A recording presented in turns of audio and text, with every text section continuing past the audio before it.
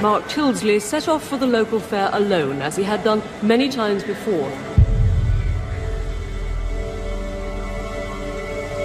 The last time he was seen there was standing just outside the Dodgems. From then, it's anyone's guess. Whoever's got Mark, will they please bring him home?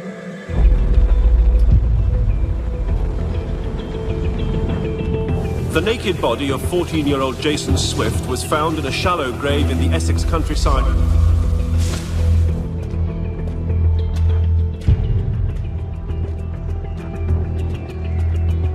The crucial evidence linking the murders of Jason Swift and Barry Lewis is the traces of a tranquilizing drug found in both their bodies. I started to hear about this dirty dozen, about paedophile gang from London, and you just think this just gets worse. The central role that was played by Sidney Cook became much, much clearer. He was a very influential, if not the leader. The police's interest in Sidney Cook led them to question him while he was on remand at Brixton Prison. There are all sorts of villains. In my opinion, the worst are those who do bad things to children. This has got to be solved, and solved quickly.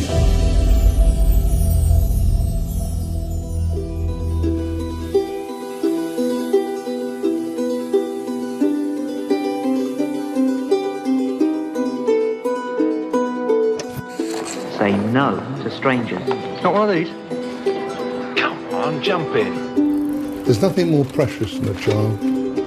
The circumstances are horrific. He was abducted. I'm sure he must have been.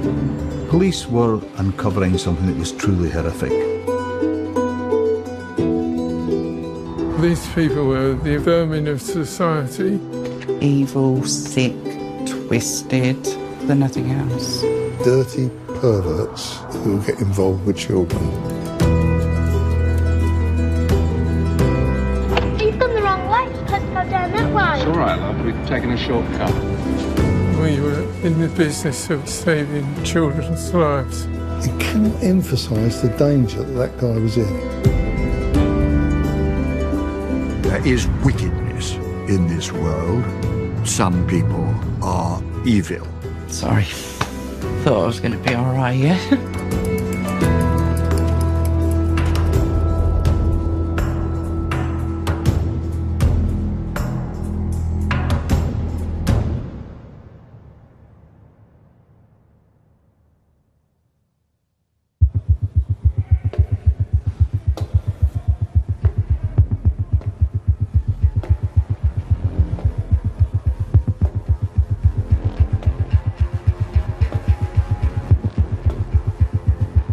The 28th, 29th of July, probably the two most important days of the whole inquiry.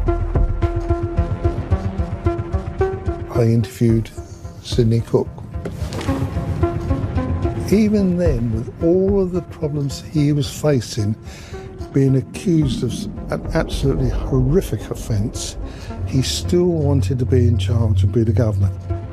My name is John Nutting. I became a barrister in 1968.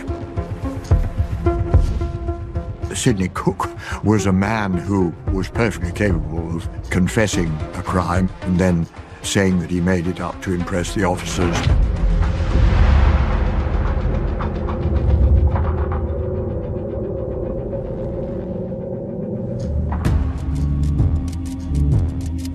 He was a dreadful fantasist, one of the most manipulative men I've ever known. I know that the officers who interviewed him, Mr. Bright from the Essex police, found the task of getting a truthful account out of Sidney Cook about anything extremely difficult. He initially, over quite a lengthy interview, denied any involvement. When he's in his own territory. He takes over the conversation and he will bore you to death. But get him talking about fairgrounds, he knows everything about them. He likes to control the situation, so you've got to play to his ego a little bit just to keep him talking. He was not legally represented and did not want to be legally represented. He could handle it himself.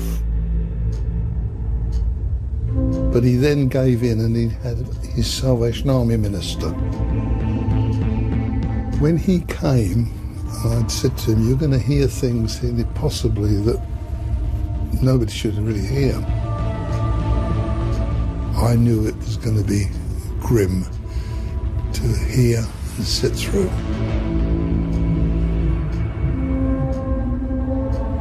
When we finished with Cook, he said that was the worst day of his life. And that stuck with me.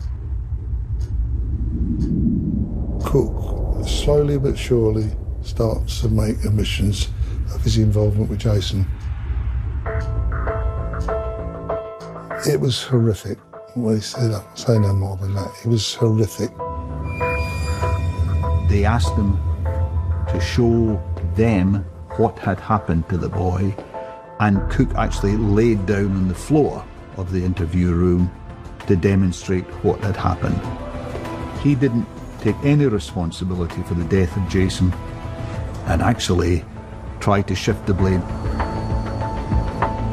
But the police were quite clearly getting to the heart of the matter.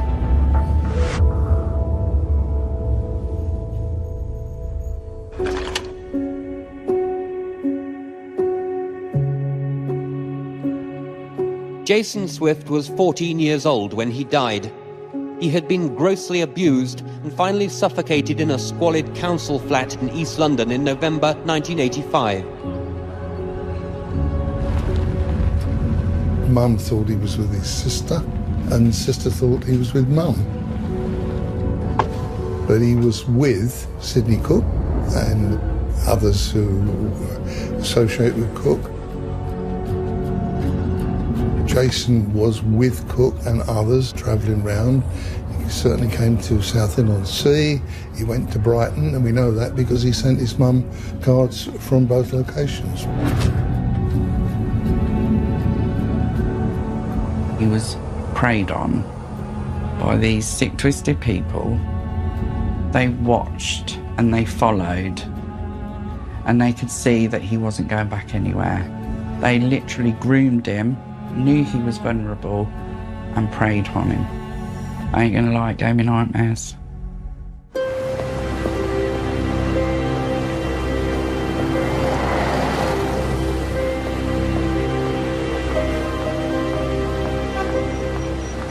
I was junior Treasury Counsel during the course of the Jason Swift trial. The Old Bailey is the most famous criminal court in the world. It has existed for several centuries, concerned only with the most serious cases. In cases involving the sort of degree of horror which was involved in the death of Jason Swift, it is absolutely essential to play down the emotional content and do nothing to prevent the jury from focusing on the evidence in the case.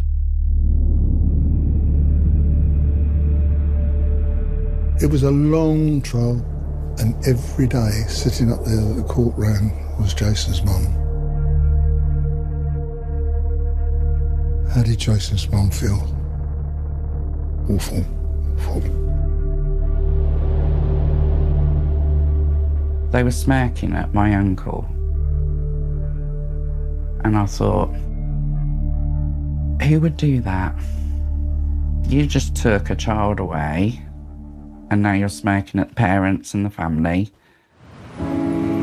As the four men waited in the dock, the judge warned them that he was going to pass extremely long sentences due to the truly terrible nature of the attack on Jason Swift. Mr. Justice McCulloch said he had also taken into account the sense of public outrage at what these four had done, and said he found it difficult to remember a worse case of manslaughter. They were not charged with his murder, but they were convicted of manslaughter and sexual crimes. The prosecution felt that they could not determine who actually had killed Jason. Cook, as the ringleader, got the 19 years. Oliver and Bailey, 15-year sentences, and Stephen Barrell was 13 and a half years. Bearing in mind what they all said in interview, which formed the basis of most of the evidence against each one of them, it would be extremely difficult for the jury to pick through the interviews and justify finding one of them guilty of murder and another guilty of manslaughter. These people are maniacs, real maniacs. You know, there's no getting away from it, they're maniacs. Words fail me, really, at what they are. I mean, he was only 14 years old. I was absolutely unhappy, putting it politely, that they only got done for manslaughter. They know they've done it, they're smirking at everyone. Notorious, evil, sick, twisted. That's what comes to mind when I hear their names. Because they're nothing else. The details of Jason's killing were so horrific that many of those in the public gallery wept when they were read out. Police officers who worked on the case found it profoundly disturbing. This is absolutely appalling. I mean, people who can literally hold the boy down, torture him to death for their own sexual gratification must be extremely depraved. I can't think of a worse type of person, to be honest with you. I mean, it leaves a marked impression on you. It's bound to. I mean, I've been a police officer for over 20 years, and this has definitely left a marked impression upon me. After the trial, we needed to push on with the investigation, which was much bigger than just the Jason Swift inquiry. Everybody wants to get that piece of the jigsaw that's missing to make the complete picture. Although Jason's killers were now behind bars, police knew that they still had some distance to travel before they could solve the cases of Barry Lewis and Mark Tilsley. They were clear in their minds that this gang was responsible in some way, but just could not get the evidence that was required to secure a conviction. Until the police had achieved a major breakthrough.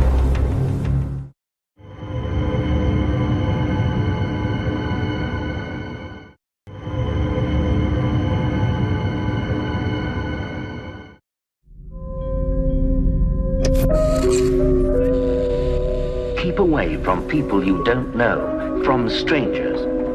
Hello, young lady. You going home? Oh, look, it's a bit chilly, isn't it? Why don't you hop in and I'll give you a lift back, eh? You know that little field just off the road? Well, there's a sweet little baby donkey there. Only born last night. I'd like to see it on the way home. Yes, please. Most people are good and kind, but there are some who want to hurt children. The disappearance and the killing of children in whatever circumstances always made headline news. In the 1980s, there seemed to be a number of horrific cases across the country. However, the mention of paedophiles really was quite difficult for the media at that time. There was a reluctance to sort of accept the enormity of what was going on. After the Jason Swift conclusion, to complete the job in hand, you'd need to solve the Barry Lewis and the Mark Tilsley one. I remember a prominent a doctor telling me that there was no cure for this paedophile obsession. And he said to me that the best course of action was for them to be put behind bars.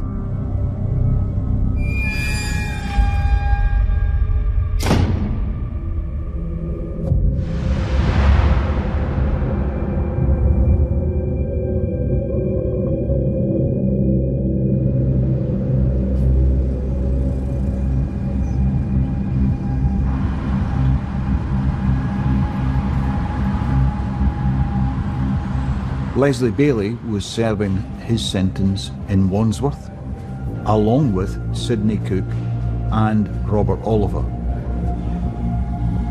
Ian Gabb was a prisoner in Wandsworth prison.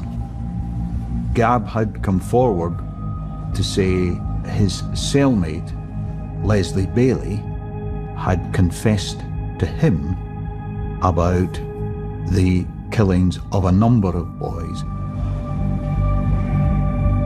There was sufficient credibility given to Ian Gabb's secret reporting from his conversations with Leslie Bailey that the police launched a new operation called Operation Orchid, and it was decided that Gabb could be used as an informant. This triggered an opportunity to gain evidence. We needed to concoct a scam where we could go into the prison regularly and not draw attention unnecessarily. So I decided that I would masquerade as a vicar. It needed to be covert. The story was that he'd seen God and seen the light. Instead he saw me with all the various accoutrements that you should need: Bibles, dog collar, even down to the car that I was driving to the prison.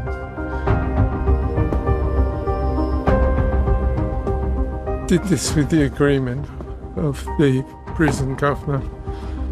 He said to me at the time, if this comes out, he said, and they find out what we're doing, he said, both your head and mine will end up on spikes outside the prison gates. You're entering into the unknown, doing the unknown that hadn't been done before.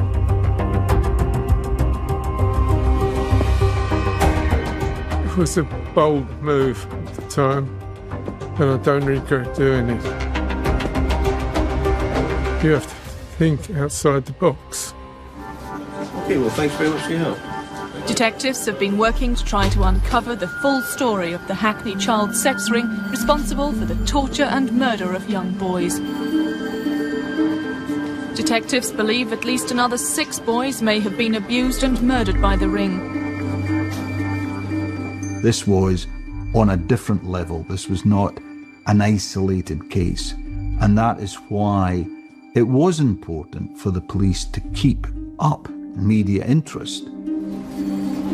We have information which indicates there are other children who have been reported missing for a number of years, and we have names, first names only, of some persons who are alleged to have been the victims of a particular gang of paedophiles.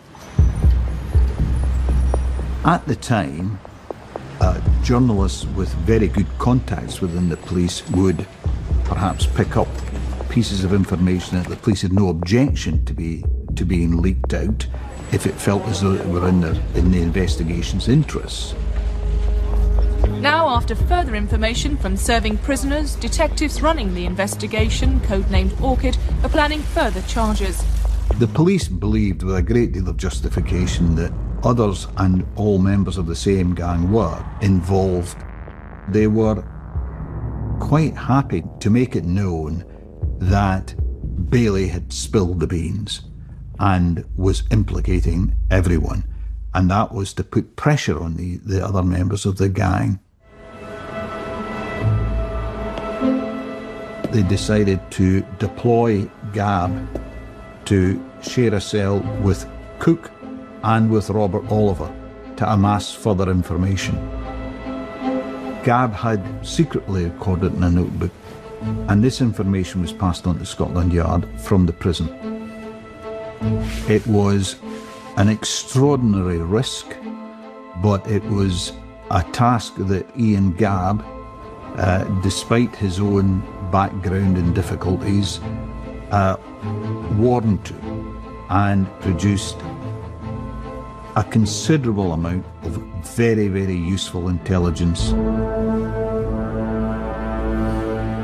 The most dangerous person then is the informant. He's putting himself at physical harm or even worse. Other inmates would probably turn against him because inside they don't like informants. You will find that some prisoners will knock 7 bells out of them with what they've done. You cannot emphasise the danger that guy was in.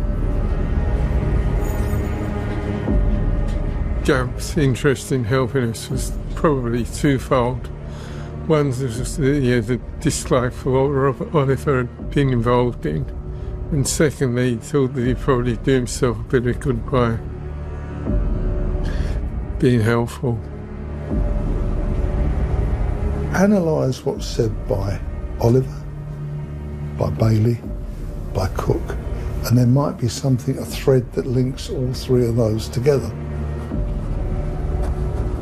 The evidence or the information he passed over could be later alleged to be totally false, make up for a variety of reasons, but at least it would give the police a starter.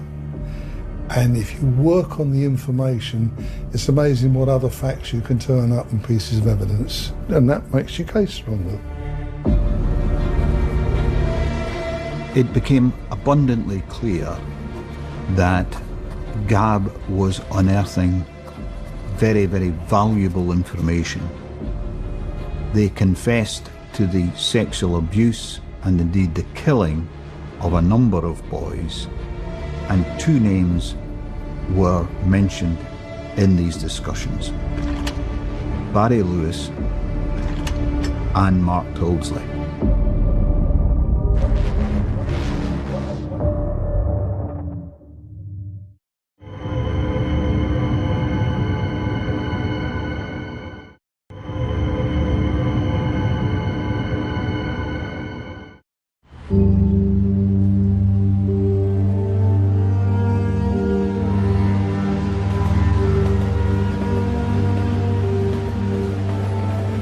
Leslie Bailey made various admissions to his cellmate regarding Barry Lewis and Mark Tildesley. There was enough there for Bailey to be interviewed. Leslie Bailey was re-interviewed in relation to the death of Barry Lewis. The detectives at the time didn't really know what to expect. These type of interviews were always full of surprises. Often the suspects would deny everything for hours and hours and hours. And other times they would just casually confess to something. In this new interview with Leslie Bailey, he confessed that he was involved in the killing and the disposal of the body of Barry Lewis.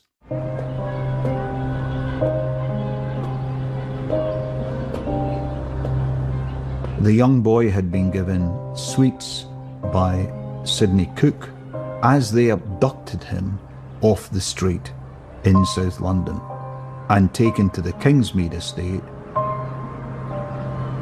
where he was abused and drugged.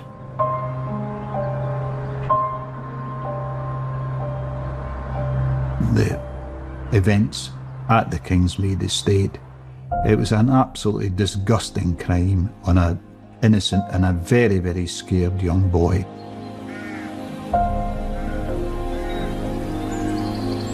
A witness had come forward to say that they had seen a man with a child who looked unwell at a petrol station in the area where Barry's body was finally discovered.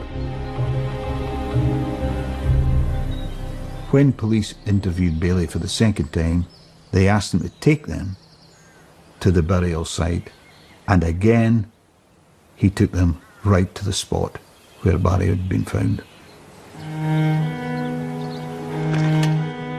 Leslie Bailey was soon after charged with the murder of Barry Lewis, subsequently convicted, and was sentenced to life imprisonment. By the time of the trial of Barry Lewis, I was a senior Treasury counsel. It's quite usual for the Crown Prosecution Service to make use of the services of the same counsel in a continuing police investigation. I used to try and ensure that the family of any victim was spared the details wherever possible. I would invite a police officer to tell the family that the opening would be deeply distressing to any relative of the victim. Let's remind ourselves, Barry Lewis was 6, and the assaults on him rendered it a crime of absolute horror.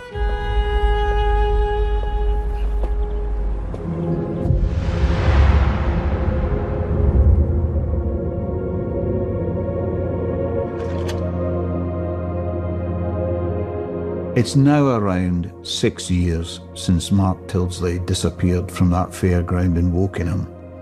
Bailey provided a credible and horrific detail of Mark's final moments. He told police that he had travelled down from London to Wokingham, where Sidney Cook was waiting. Cook had befriended and corrupted Mark Tildesley. He had been bribed with sweets. He had been promised a ride on the Dodgems with Cook.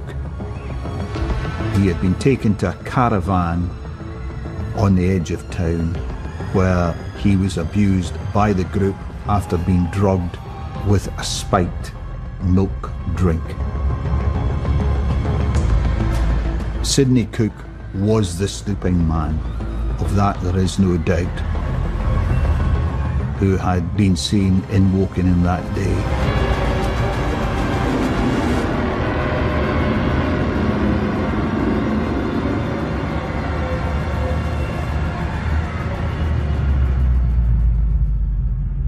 There's a side of me that almost wishes I didn't know what happened to Mark, because I cannot imagine what Mark would have felt in his last few minutes. It's truly horrific what these people have done. It sent shivers down your spine. It's unthinkable to do that to a 7-year-old child, to lose a friend in such a way. It was very much a shock. I think that was one of the only times I'd ever seen Mark's brother cry. It was when he found out what had happened to his little brother. The confession of Leslie Bailey to the killing of Mark Tildesley took the police 90% of the way there, but they needed more. There were 2 crucial developments in that re-investigation of the Mark Tildesley disappearance. One, Sidney Cook's alibi was proven to be false. A re-examination of the records showed that he in fact was not working at another fairground in London on the day that Mark Tildesley had gone missing. And secondly, police had questioned the man who had taken possession of Sidney Cook's blue Jaguar car, and he recalled seeing a plastic tiger keyring with broken feet in that car during the time that he was the owner. That keyring belonged to Mark Tilsley. Cook denied murdering Mark Tilsley. He denied murdering Barry Lewis. Once again, he showed that he took great pleasure in recounting his despicable behaviour with children over many, many years. This was typical of Cook and typical of other members of this gang who revelled in the misery that they had inflicted on people. Detectives all believed that the evidence showed who did it, who was involved, and how it came to pass. And they were extremely frustrated that the prosecution authorities at that time felt that some of the evidence was insufficient to take the case all the way through court.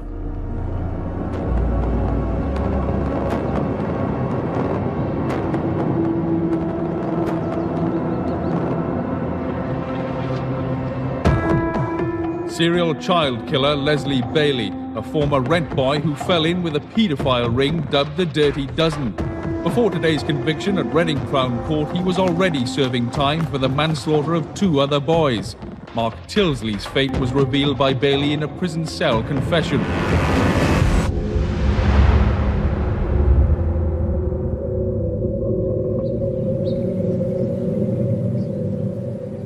Leslie Bailey pleaded guilty to the manslaughter of Mark Tilsley and received 2 more life sentences in addition to the sentences he had already received for the deaths of Barry Lewis and Jason Swift. One notable name missing from the charge sheet in the cases of Barry Lewis and Mark Tilsley was Sidney Cook. The prosecution authorities were reluctant to rely on the evidence of one paedophile against another, given the unreliability of them as witnesses rather than suspects. In relation to Cook, there was a certain amount of circumstantial evidence that he was at Wokingham at the relevant time and was seen with Mark Tilsley. But the only evidence to associate him with Mark Tilsley's death was what Leslie Bailey said. And Leslie Bailey was not a man who the prosecution could conceivably call as a witness of accuracy and truth. His interviews were contrary, conflicting, and extremely confused. He was simply not somebody who the Crown could offer as a witness against any defendant. Sidney Cook certainly got away with not being prosecuted in respect of Barry Lewis's death. He also got away with not being prosecuted in respect of Mark Tilsley's death. I don't think that you can say that justice is achieved if men are not convicted of crime who've participated in crime.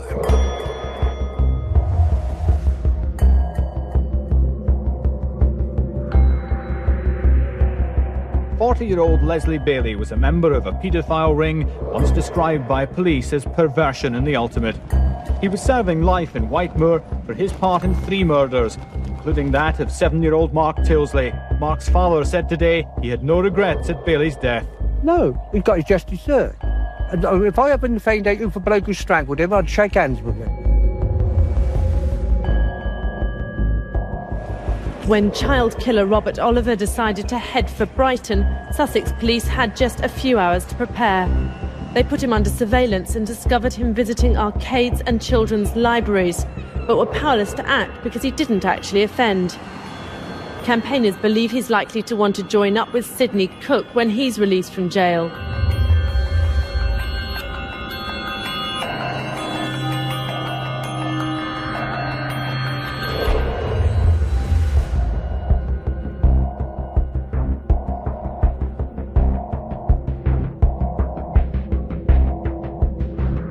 Staggeringly, Sidney Cook was released in 1998. The aftermath of last night's riot. 12 arrests, 4 police officers hurt. A demonstration against Sidney Cook degenerated into thugs throwing petrol bombs and bricks. Cook has been under police protection somewhere in the West Country since he was released from prison. There was a very real anxiety that if Sidney Cook were released, he might well return to the sort of activity that had resulted in the death of Jason Swift, Mark Tildesley and Barry Lewis. Cook must never repeat these offences with other children.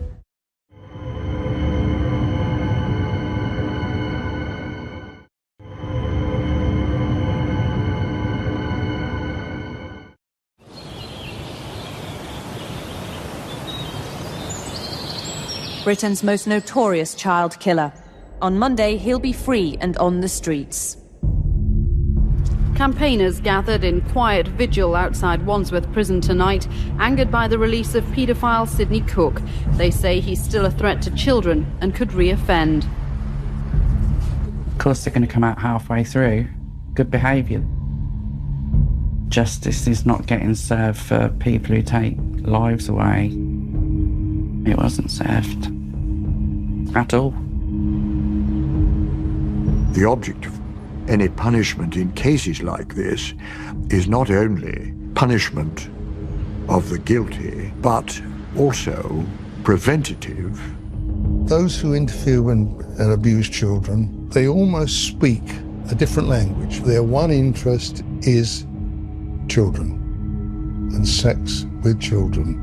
And they have a means of communicating with each other, and they trade children, they pass on children. What do you do with these people? And what do you do with them? Well, in his case, it worked out very well because he ended up being back at court again. Thankfully, he was charged with historic sex crimes and was sent back to prison, where he remains to this day. The fact that Cook was sent to prison for life is some compensation, to me at least, for the fact that justice was not done in the case of Barry Lewis and Mark Tildesley. Cook got his just deserts. Barry Lewis and Mark Tildesley, as far as you could say, was satisfactorily concluded, but whether others remained unresolved and undetected is a matter for conjecture. If you look at it on a worldwide basis, this sort of thing will continue to carry on. The gang has been linked to paedophile networks. Police uncovered this web of abuse taking place on a very widespread scale. In London, across the UK, in Europe. It is beyond doubt that the deaths of the 3 boys is not the end of the story. 8-year-old Vishal Malhotra had vanished while going to buy sweets near his home in Putney. Vishal's partial remains were found in a shallow grave in a field in rural Sussex. No one has ever been charged in connection with his death. It raises further questions about potential links between Vishal's death and the killings carried out by Sidney Cook's gang. The gang that was responsible for the deaths of Jason Swift, Barry Lewis and Mark Tildesley were linked to the disappearance of other boys. The evidence against them in some of these cases is reasonably strong. In other cases, less so. Detectives are convinced at least one boy, and probably many more, were abused at these blocks of flats. Dolphin Square is close to Westminster, and over the years, many MPs have lived here. This is just part of a much bigger investigation into historical sex abuse, which began with inquiries at Elm House, a former B&B in South London. When cases like these emerge, it's inevitable that conspiracy theories will surround them in many ways. Rumours existed of paedophile gangs being linked to establishment figures, people in positions of power, but there is just not the evidence to support that.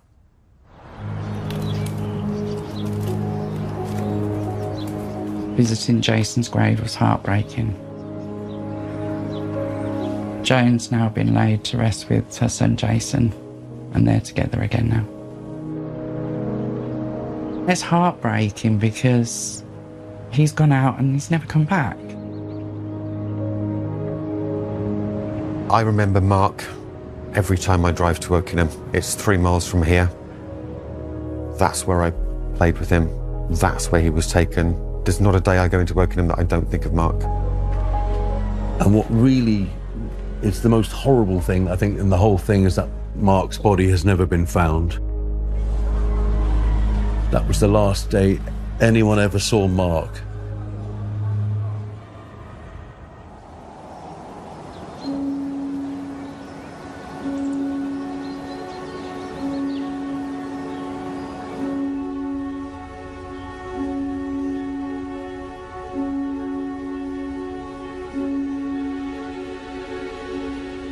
Chris and I became a couple in 1989. He had a stroke in 2015. A very severe stroke, was left in bed bound. He can't talk now much because of the stroke. And he just wants closure to find out where his brother is. We wrote a few letters to Sidney Cook over the years, but he won't disclose where Mark is. Hopefully we can find Mark and find his body before anything happens to Chris. To know that Mark has been buried with his mum and dad. Sidney Cook inflicted pain and suffering on families without a second thought.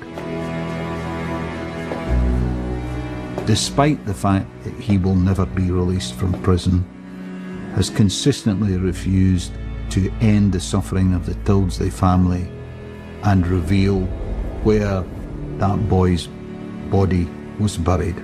And that indicates an evil person.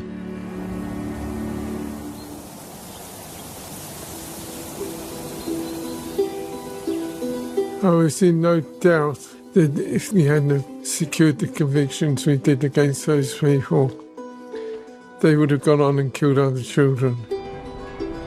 After 40 years, setting this up is really quite difficult. I wake up in the middle of the night thinking about it now, which I'd rather not do. Jason was lured into what he did. The little 6-year-old boy, Barry Lewis, who was taken off the streets, Sidney Cook, he's in the right place. And lots of children are safer for that fact. Having practiced at the criminal bar for 40 years, I have absolutely no doubt that some people are evil. Whether they're born evil or whether they become evil, I don't think that Cook is a person of lesser evil than Ian Brady and Myra Hindley were. There is wickedness in this world.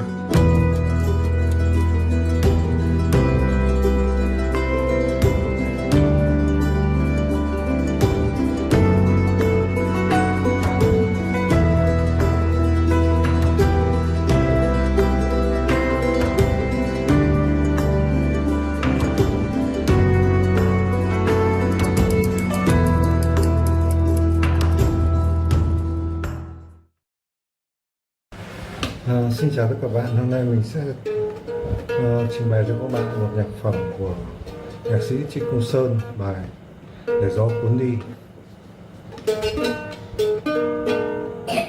Sống trong đời sống cần có một tấm lòng, để làm gì em biết không? Để gió cuốn đi, để gió cuốn đi, gió cuốn đi cho mây qua dòng sông. Ngày vừa lên hay đêm xuống mênh mông, ôi trái tim đang bay theo thời gian, làm chiếc bóng đi giao lời dối gian. Nhưng khi chiều tới cần có một tiếng cười, để gặp ngồi theo lá bay, rồi nước cuốn trôi, rồi nước cuốn trôi. Hãy nghiêng đời xuống nhìn suốt một mối tình, chỉ lặng nhìn không nói năng, để buốt trái tim, để buốt trái tim. Trong trái tim con chim đau nằm yên, ngủ dài lâu mang theo vết thương sâu. Một sớm mai chim bay đi triền miên, và tiếng hát tan trong trời gió lên. Hãy yêu ngày tới dù qua mệt kiếp người, còn cuộc đời ta cứ vui, dù vắng bóng ai, dù vắng bóng ai, dù vắng bóng ai. Sống trong đời sống cần có một tấm lòng, để làm gì em biết không? Để gió cuốn đi, để gió cuốn đi, gió cuốn đi cho mây qua dòng sông. Ngày vừa lên hay đêm xuống mênh mông, ôi trái tim đang bay theo thời gian, làm chiếc bóng đi sao lời dối gian. Nhưng khi chiều tới cần có một tiếng cười, để ngậm ngùi theo lá mây, rồi nước cuốn trôi, rồi nước cuốn trôi.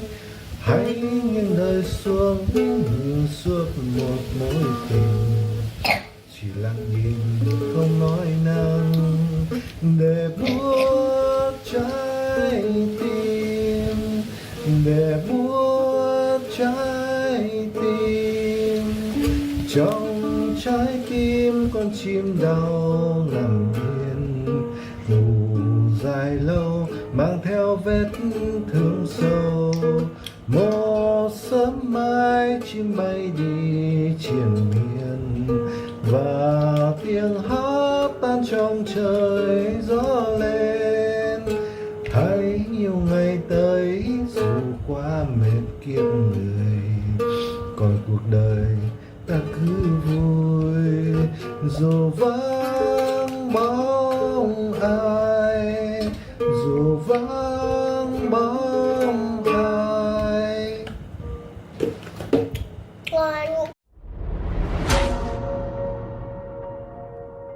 October 23rd, 2013. Yesenia Suarez and her two children, Talia Otto and Michael Elijah Otto, are reported as missing from their home in Deltona, Florida. We're trying to do everything that we can, use all of our resources out there to figure out where could they be. Again, not often, that you're going to have a mother with her 2 kids fall off the face of the earth. The detective's suspicions center around Yesenia's husband, Luis Toledo. Luis Toledo is the suspect, but as of now, we're working as a missing person of his wife and 2 kids. During the investigation, it is revealed that Toledo had suspected that his wife, Yesenia, was being unfaithful. He accused her of having an affair. Luis going to her place of business the day before she disappeared. He was there, in a sense, to confront her about this affair that Yesenia was having. This was all over the news. I mean, you have a mother and her 2 children missing. We had a large search party that people came from all over the state to assist us with trying to find these bodies. I mean, we were hopeful that we'd find them alive. With no sign of the missing victims, investigators are trying to piece together what happened to an innocent mother and her 2 young children. Did they run away from Luis Toledo after an argument? Or was their disappearance the work of an envious, green-eyed killer?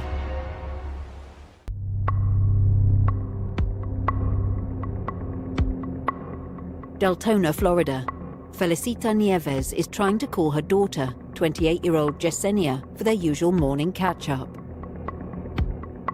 We used to talk every day at 7 in the morning. 7 in the morning was like, Mom, I'm getting the kids ready, go to school, then go to work. And I didn't hear from her.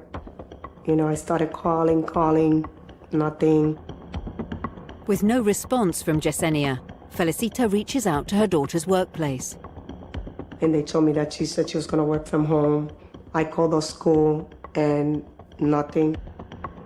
The school said that the children had not arrived that day.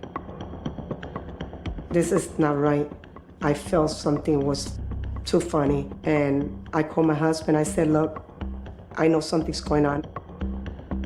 Felicita also tries to contact Yesenia's husband, Luis Toledo, but gets no response. Growing concerned, Felicita alerts the police and sets off to drive to Yesenia's home a short distance away.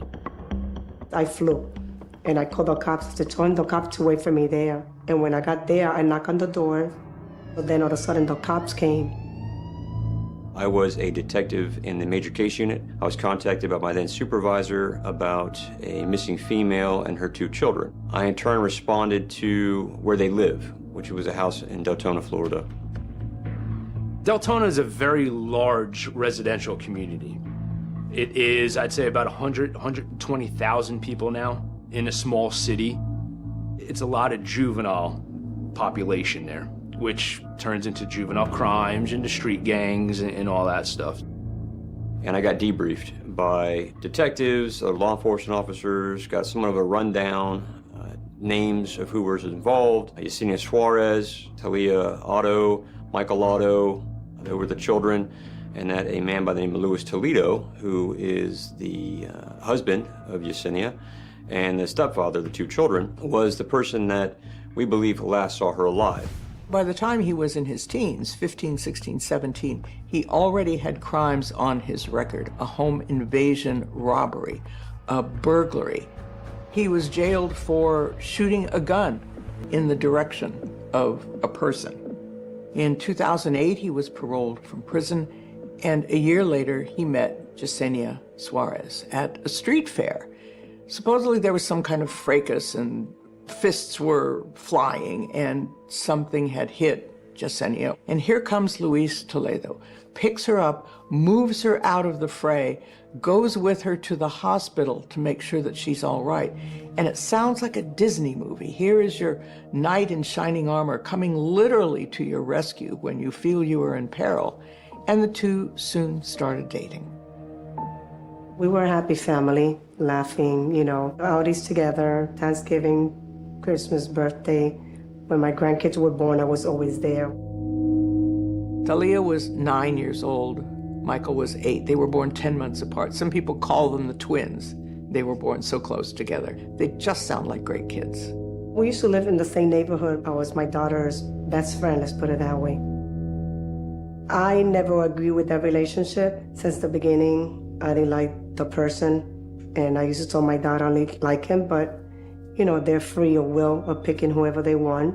So I ended up accepting them. It was only a 4 years relationship. They lived for 2, and then they married for 2. He started going to church too.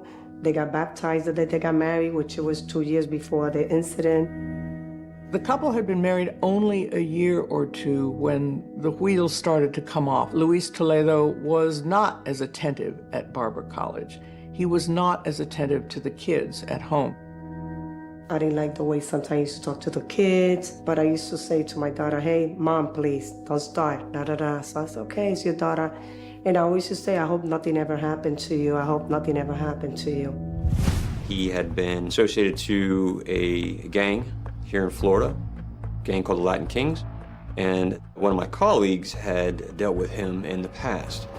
Latin Kings is one of the largest street and prison gangs in the country. They stem from prisons to communities. They're all over the place. Deltona, Florida has a large Hispanic population. A lot of people from New York, Puerto Rico, and the Latin King group that or Luis Toledo was involved in is from New York, and they're the bloodline Latin Kings. And they were one of the most organized criminal gangs in Volusia County. The captain at the time, over investigations, brought it to my attention and asked if I happened to know Mr. Luis Toledo because he had some gang involvement. It just so happened that I knew Mr. Toledo very well. I was a gang investigator prior to, and Luis Toledo was one of the gangs that I investigated, and I grew a relationship with Mr. Toledo. When I first met him, he went by Semi. It was never Luis Toledo, it was never Toledo, it was always Semi. And the reason why he had Semi was because he was like a semi-truck, right? He was big, bulky, and he was extremely aggressive and fast. He was a boxer for the Latin Kings. He trained the Latin Kings in boxing. So he's one of those guys you didn't want to come across in a dark alley. And he had a very hot temper. He was very strong. So when he hit you like a semi-truck. So Luis Toledo had a high ranking in the Latin Kings, not only in the state of Florida, but throughout the nation. He was the number one, in the Latin Kings, and apparently he stopped doing that. And then I heard he was an informer. He was a criminal, right? My job is to put criminals in jail. But there's an understanding, and a respect for how we kind of carried our business with each other. He was in and out of jail, in and out of prison. When he got out of jail the last time, he kind of said, hey, I have a family now. I'm going to stay out of the criminal side. Because again, Latin Kings are a criminal street gang. There's nothing illegal about being a criminal gang. What he was doing was he was still a Latin King. He was still going by his manifesto. He was still having meetings, attending Latin King meetings, but he was stepping back from the criminal side. He was being more of a father figure, I would say, to the Latin Kings, and he was concentrating on his family at the time. Even as Toledo attempts to distance himself from the Latin Kings, Felicita is still on edge over his marriage to her daughter. People had the right to change, that people changed. And that's one thing she used to throw at me. Well, Mommy, people change, I say, yeah, but because they change, you don't have to be with somebody like that, That I never agreed, but I accepted him because that's what she wanted. As time went on and Yesenia's career seemed to be more successful, I'm not quite certain if it weighed on him or not. Again, he was trying to better himself.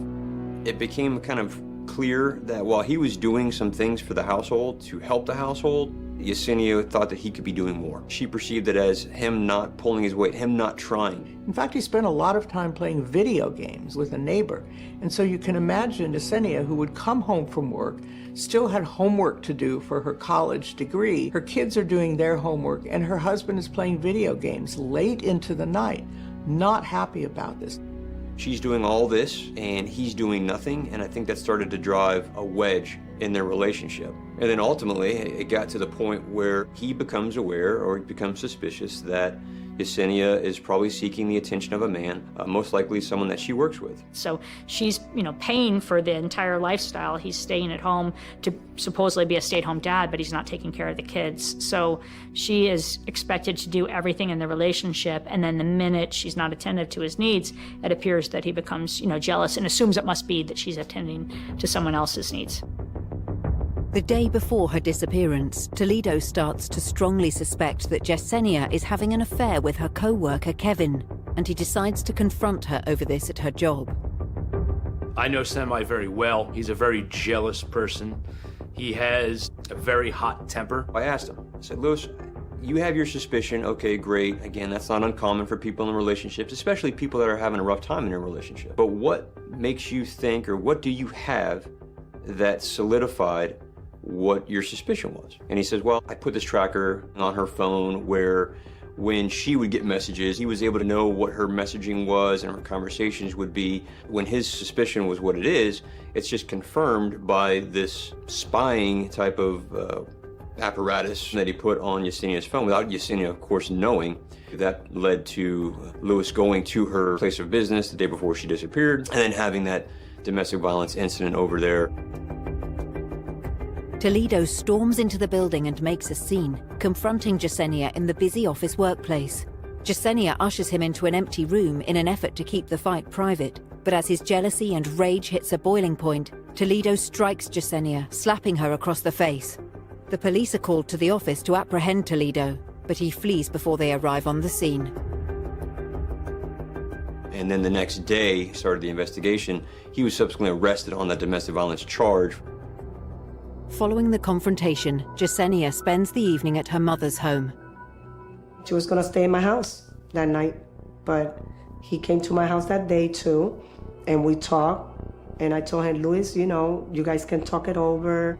I mean, yeah, but you cheated on me. I said, well, you cheated on her too, you know, you guys can forgive each other, give some time, give some space. Then he left. She was supposed to stay in my house that night, but then she wanted to go to her house. She ended up leaving around 8 p.m. on October 22nd, 2013. And that's the last time I saw my daughter.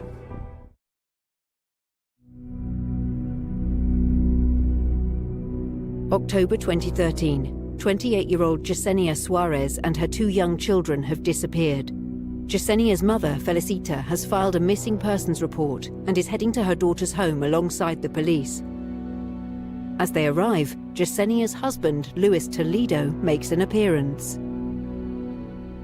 Luis was rolling up in a vehicle, and she became kind of confrontational with Luis, knowing the background between Luis and Yesenia. And I told him it was my daughter. He said she left last night. I said, where? Where's my daughter? When questioned, Toledo tells Felicita he has no idea where Yesenia and her 2 children are. He mentions that they had taken off the previous night and he hasn't seen them since. The police decide that a search of the home may shed some light on their location. The cops go into the house, and what they find is nothing. There's nobody there. There's evidence of the family, the kids' backpacks are there, but there's no kids. And there's also, the first thing the police notice when they go in is a very strong smell of a cleaner. They think it is like pine sol. And why is that? Why is this the overpowering smell? And they begin to find some very unsettling things. What they see is evidence that something violent happened. They find drops of blood, a lot of them in the master bathroom. And they wonder, where did this blood come from? Whose blood is it? They find evidence that the bathroom had been cleaned up and wiped down.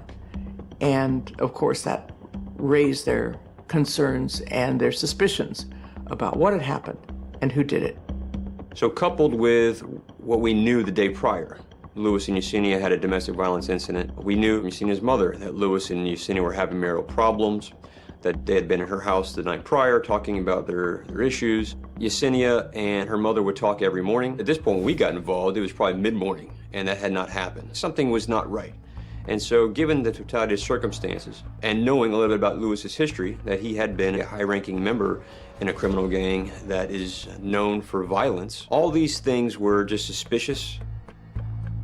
The police decide to take Luis Toledo in for questioning. We left that scene because my assignment at the time was to go and interview Luis and try to get as much information as I could from him that would help out anything that was happening on the scene in Deltona. My name is Investigator Pat York. I work for the Lewis County Sheriff's Office. And I want to talk to you today about some missing people. My job was to get as much information as I could from Luis in terms of timeline. We knew from Yesenia's mother when Yesenia left that house, and she happened to live down the street from where Yesenia and Luis lived. So now we got to fill in. What happened between the time when Yesenia left to the time where now Yesenia's mother showing up at the home and having this conversation with Luis Toledo? I sat down with the captain and the lieutenant at the time, and they were like, hey, we're working this missing person investigation. Luis Toledo is the suspect, but as of now, we're working it as a missing person of his wife and 2 kids. And when they told me that, I had a gut feeling, and I told them straight up, I was like, you're not gonna find him. And they're like, what do you mean by that? And I was like, well, I've known Luis Toledo for a long time. If something happened, it was either gang-related or he lost it and killed him. I was there to build the rapport with Semi just because we had that ongoing relationship. This way he kind of felt some trust in the situation.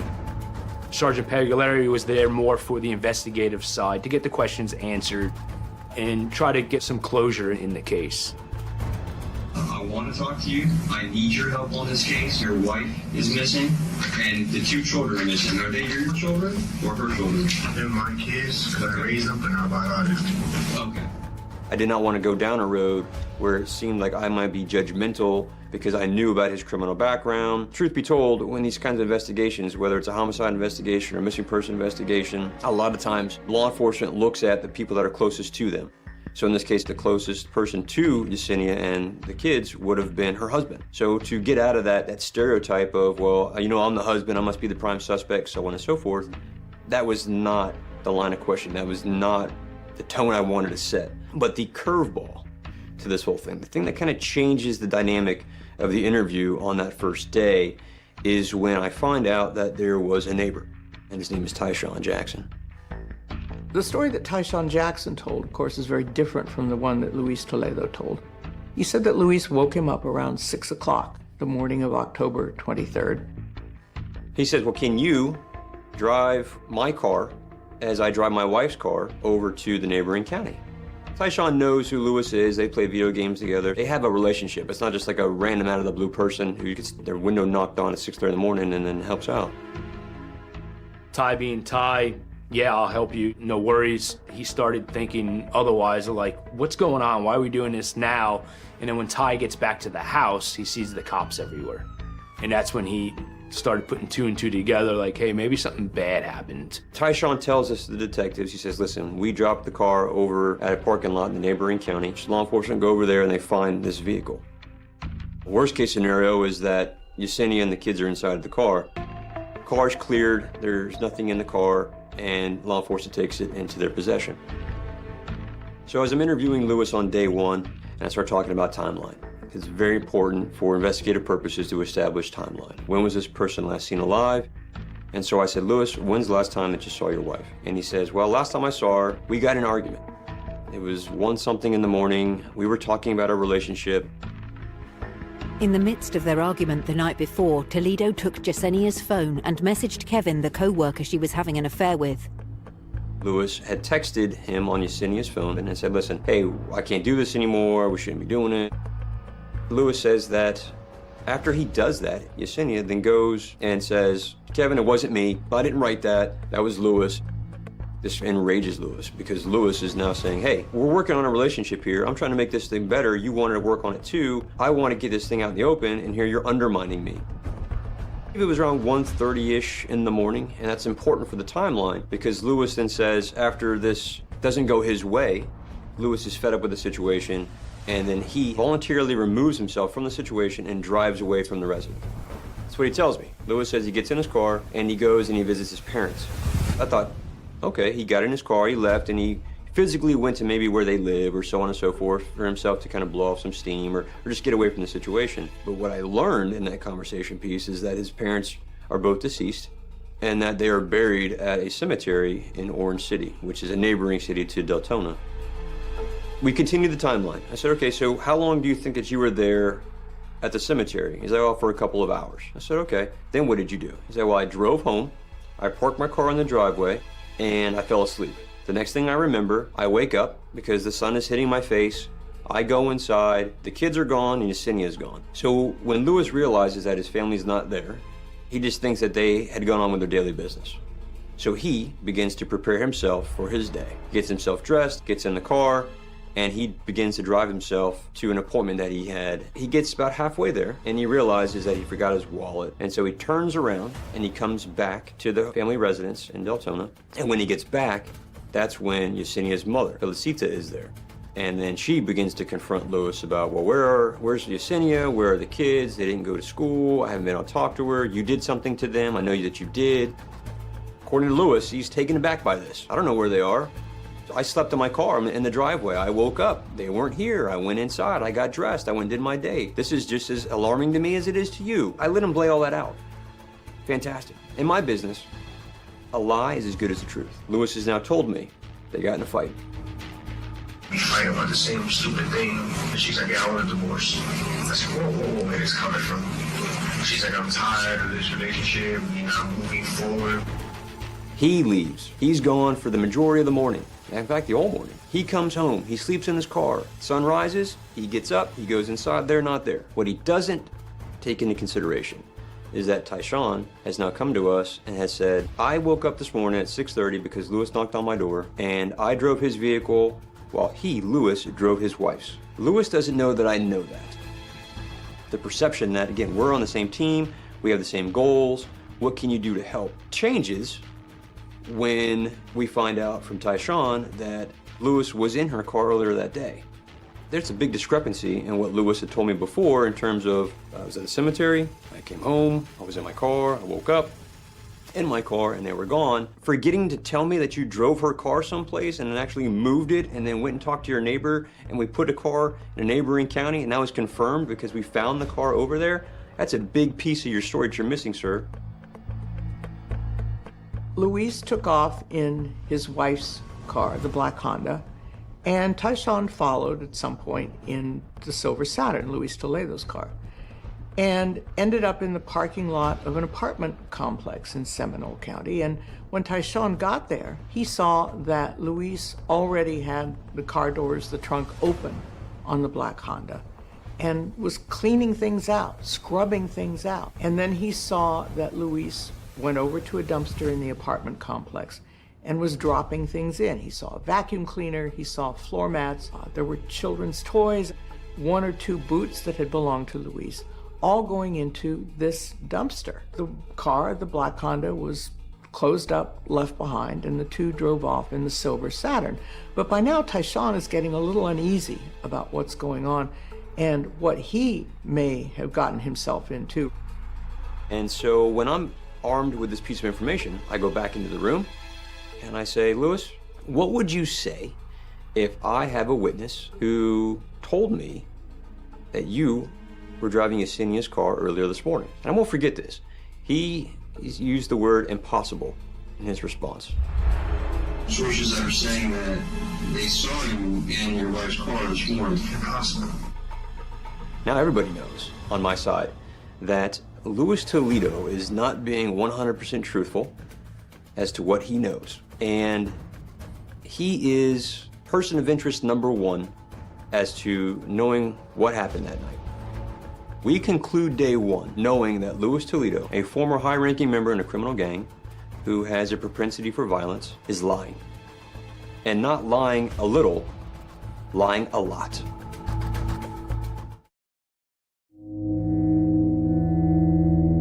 October 2013. Luis Toledo is being questioned by the police over the disappearance of his wife, Yesenia Suarez, and her 2 children. The purpose of our conversation was to find out where Yesenia was, where Talia was, where Michael was. As you sit in a room with a person like Luis Toledo in this type of investigation, there's a lot of pressure. Time is of the essence. You don't know, hopefully they're still alive. But as each minute goes by, are they injured? Are they in a position where if we don't get to them in time that they're not going to be able to sustain life? These are all things that you're up against. The investigators go back to Luis Toledo with what they know. They know more. They know what the neighbor has said about helping get rid of cleaning supplies, seeing where this vacuum cleaner and all these, the floor mat, the boots had all been dumped. And he could tell investigators where to find them. And then the investigators also put pictures of his family in front of Luis Toledo. He's going to tell all now. He can't bear this burden. And that's when he opens up and he begins to give the story. He and Yesenia had gotten in an argument, and it became clear she was either going to divorce him or move on from him. He said he separated himself from the situation. He goes outside, leaves the residence, and he sees the neighbor, Tyshawn. Lewis says that he and Tyshawn come back because they were going to play video games, and this just further enrages Yesenia. So Yesenia and Lewis continue to get in this altercation, this verbal altercation, which turns physical when Lewis says that Yesenia somehow attacks him.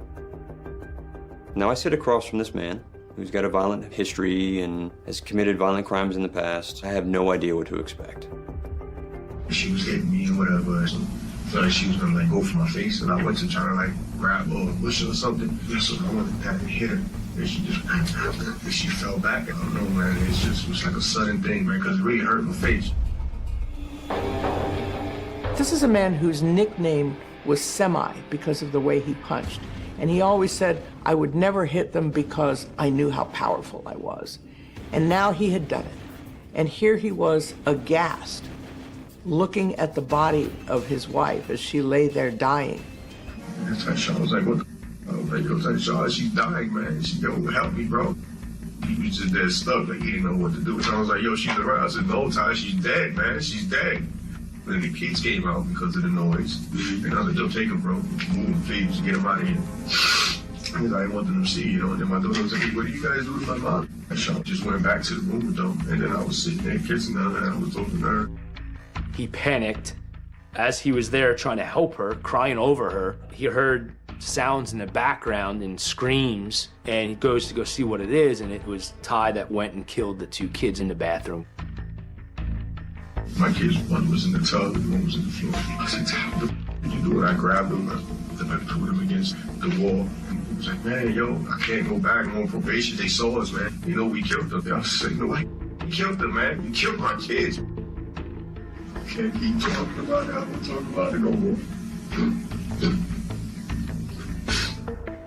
Luis Toledo was blaming Tyshawn Jackson not only for the killing of his children, but for disposing of the bodies. And that Tyshawn Jackson took the bodies away and hid them someplace and refused to tell Luis where they were. He said, it's better you don't know.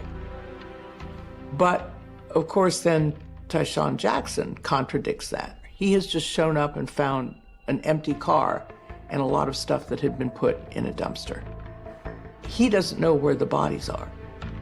We're in an interview, and he's complaining of stomach issues. He said he hasn't been eating well, everything going on, the stresses and whatnot. So he asked to go to the bathroom. As we stand him up to go to the bathroom, he looks at me and he says, only you. And I was like, okay, all right. I told Sergeant Pagliari hey, maybe he's gonna say something. Maybe this is, where he's gonna just spill the beans, but he doesn't feel comfortable doing it right there. The plan was we were gonna take him to the bathroom, which is right behind the interview rooms. I had a recorder on me, and I was also gonna have the other investigators follow me to where they can stand at the edge of the hallway. They can hear, but he can't see them. We walked around, we went into the bathroom, and he didn't have to go to the bathroom. He sits down on the toilet that was closed, and he's handcuffed. He's looking at me, the door's open, and I'm in the hallway, and Semi's on the toilet facing me. And he's like, hey, where's your recorder? And I was like, what, do you need to know where my recorder is? He said, let me see your recorder. So I take my recorder out, and he said, throw it down the hallway. So I tried to be slick. I tried to slide it on the carpet, and of course it catches, rolls, batteries fall out, and we're like, of course. But yet I still had two detectives that were 6 feet away from me in case he tried to do something. I don't know what his state of mind is right now. He knows he killed his wife and two kids, so maybe this is an escape attempt. And he asked me if I can take him back to the house. And I was like, what do you want to go back to the house for? I was hoping he was going to tell me, well, I want you to take me there. I'm going to show you where the kids are. So I was like, what do you want me to take you back to the house for? Now I'm talking a little bit louder so the guys can hear me, right? And he's like, no, shh, quiet down. And I was like, okay, why? Why do you want me to go back to the house? And he's like, well, I want you to take me back to the house. You're going to make the cuffs loose. And then when you make the cuffs loose, I'm gonna slip out of the cuffs, and then I'm gonna make you guys, one of the deputies, kill me. He's like, I wanna die where my kids died. And I was like, that's not gonna happen. That's not gonna happen. And at this point, I started getting louder again, and I started ending the conversation because he's thinking of suicide. I tell him, hey, that's not gonna happen. That's not gonna happen, just tell me where the bodies are. And he proceeds to say, I'm never gonna tell you where the bodies are. And all of a sudden, this man who says that his friend had disposed of the bodies, and in order to protect him, Luis said, you'll never tell. I'm not gonna tell you where the bodies are. You shouldn't know. Luis Toledo himself says, I'll never tell you where the bodies are. Then came that moment that homicide investigators look for, which is that he cracked. He goes into the bathroom again and locks the door. Then he smashes the mirror in the bathroom. We hear glass breaking. Now inside the bathroom was a sink and a mirror, and so we know probably what he's doing. He's breaking the glass. We need to get in there. What's he gonna do? Is he, the intentions are most likely for him to hurt himself, maybe commit suicide. The police try to get into the bathroom and they can't break in. Finally, they have to bring some kind of a ram to break holes in the door of the bathroom, use a taser through those doors, finally, to take Luis Toledo down and get him out. Clearly a suicide attempt. So clearly he had no intention of telling us where they are. He knows where they are, and now he's gonna go in there and he's gonna go to his grave knowing that he is the only person that can ever tell anybody where these people are. He's getting desperate now. He knows we're onto him. He's thinking suicide. He's looking at all options. So, now we got to start stepping back and start thinking a little bit more about this.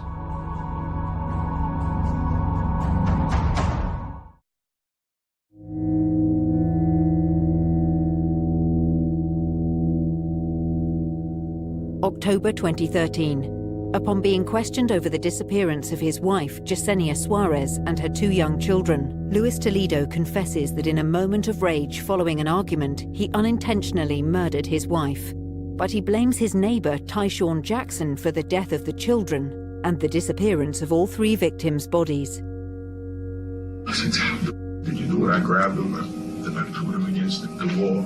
I was saying, like, killed him, man. He killed my kids.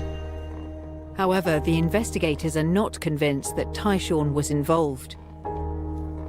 The story that he tells is so bizarre that they sense from the outset that this is all made up. The story was that he struck the wife, and then Ty was behind him and killed the 2 kids because he didn't want to go back to jail, and it just didn't line up. There was no reason for Ty to kill the kids. Ty was one of the first ones that brought this to the police's attention, so he had no reason to lie. Semi tried to say, well, Ty's a bad guy. He didn't want to go back to jail. This is why he did it. He was like, man, yo, I can't go back. I'm on probation. They saw us, man. We killed them. But that's the farthest from the truth. Ty was on probation for very, small crimes. He was trying to make something out of himself. He was trying to get back to being a modern citizen, it didn't make sense on why Ty would do any of this.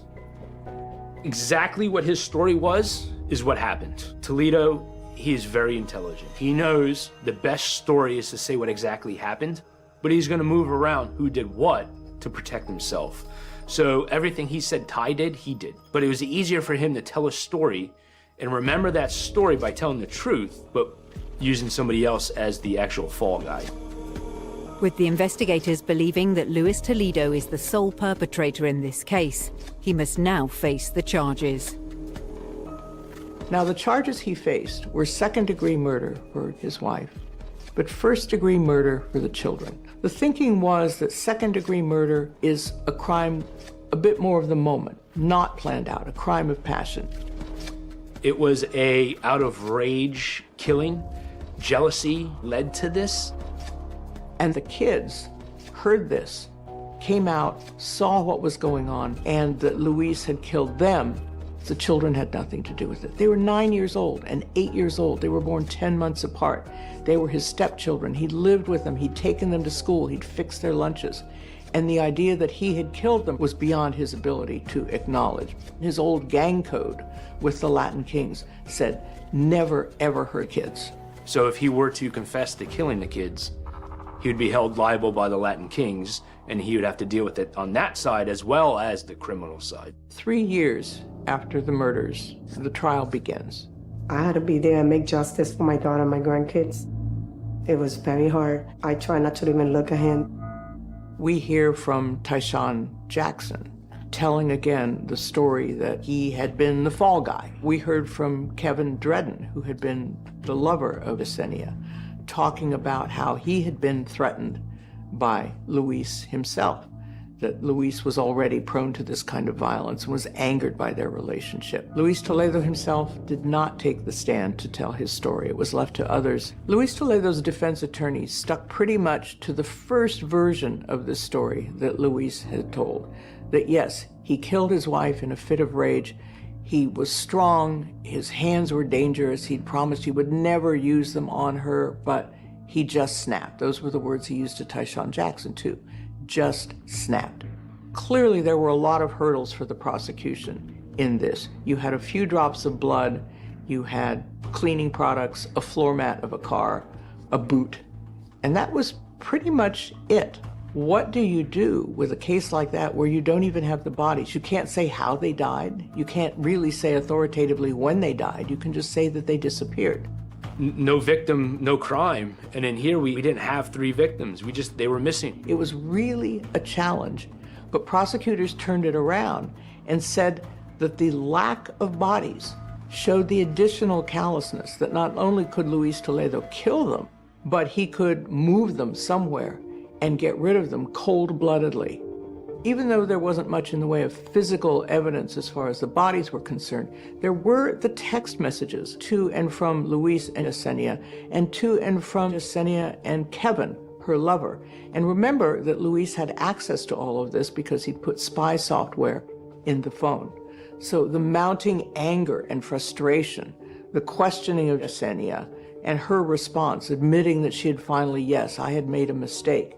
The message with Kevin from the actual day that Luis came to the office, the message between Kevin and Yesenia about when they would be getting together again. All of this was accessible to Luis, and all of it was shown to the jury as well. I know the judge addressed it once where he's throwing Latin King signs up during court.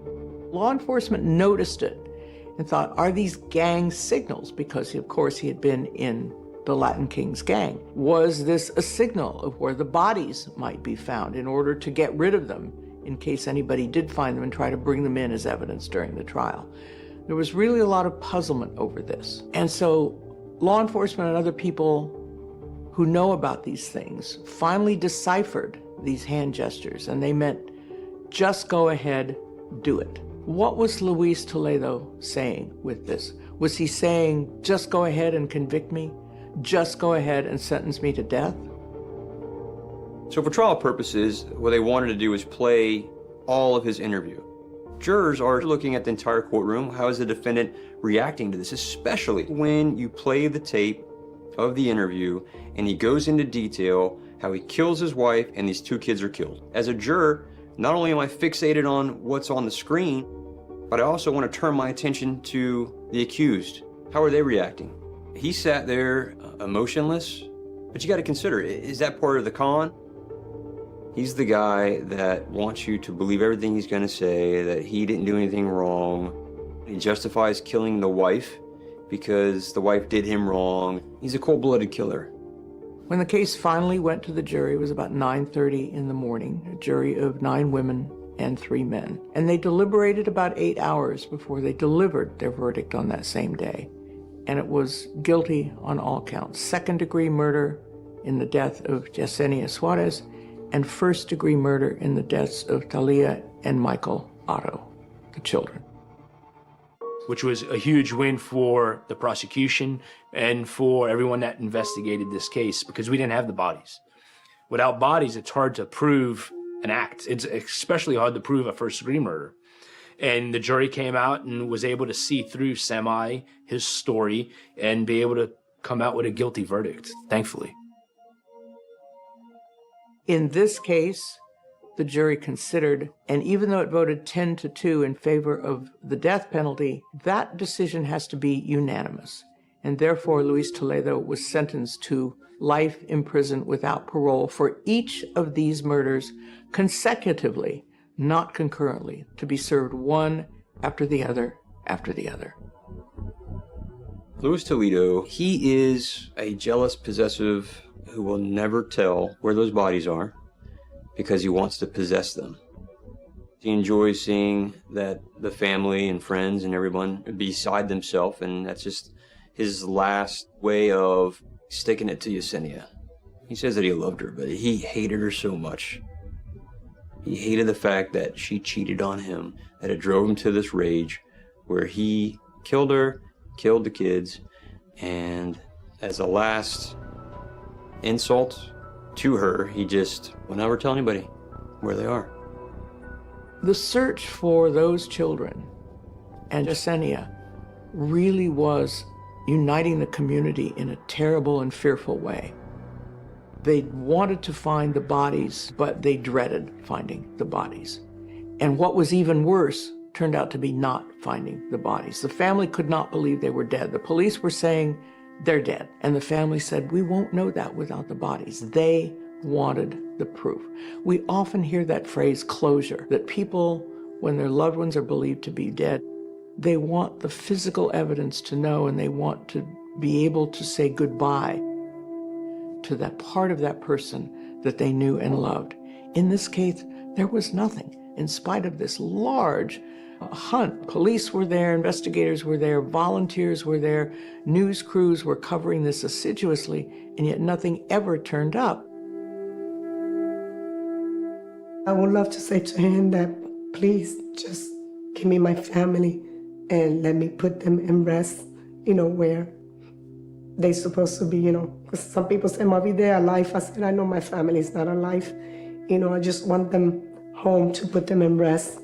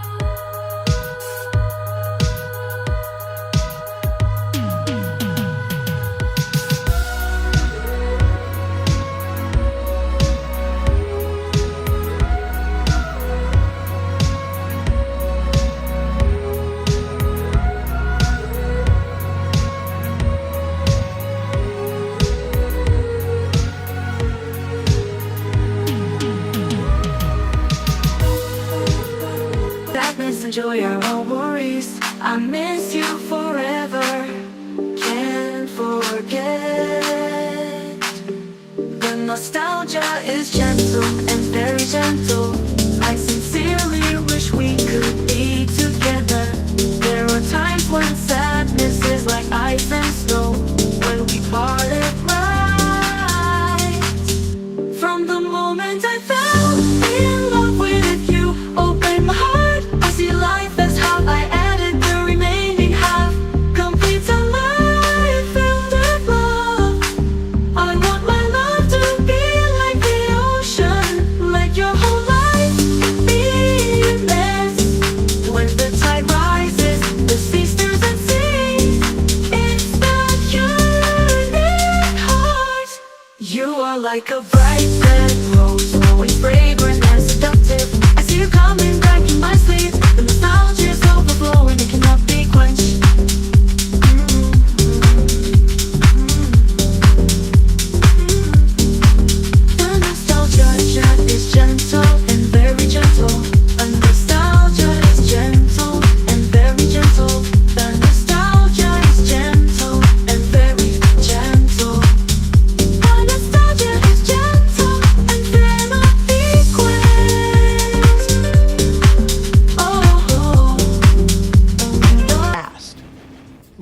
at the body of his wife as she lay there dying. And Tyshawn was like, what the Tyshawn, she's dying, man. She, yo, help me, bro. He was just dead stuck, like he didn't know what to do. So I was like, yo, she's around. I said, no, Ty, she's dead, man. She's dead. And then the kids came out because of the noise. And I was like, yo, take him, bro. Move, please, get him out of here. Because I didn't want them to see, you know. And then my daughter was like, what do you guys do with my mom? Tyshawn just went back to the room with them. And then I was sitting there kissing her, and I was talking to her. He panicked as he was there trying to help her, crying over her. He heard sounds in the background and screams, and he goes to go see what it is, and it was Ty that went and killed the two kids in the bathroom. My kids, one was in the tub and one was in the floor. I said, what the did you do? And I grabbed him, I threw him against the wall. And he was like, man, yo, I can't go back. I'm on probation. They saw us, man. You know, we killed them. I was like, no, we killed them, man. You killed my kids. I can't keep talking about it. I don't talk about it no more. Luis Toledo was blaming Tyshawn Jackson not only for the killing of his children, but for disposing of the bodies. And that Tyshawn Jackson took the bodies away and hid them someplace and refused to tell Luis where they were. He said, it's better you don't know. But, of course, then Tyshawn Jackson contradicts that. He has just shown up and found an empty car and a lot of stuff that had been put in a dumpster.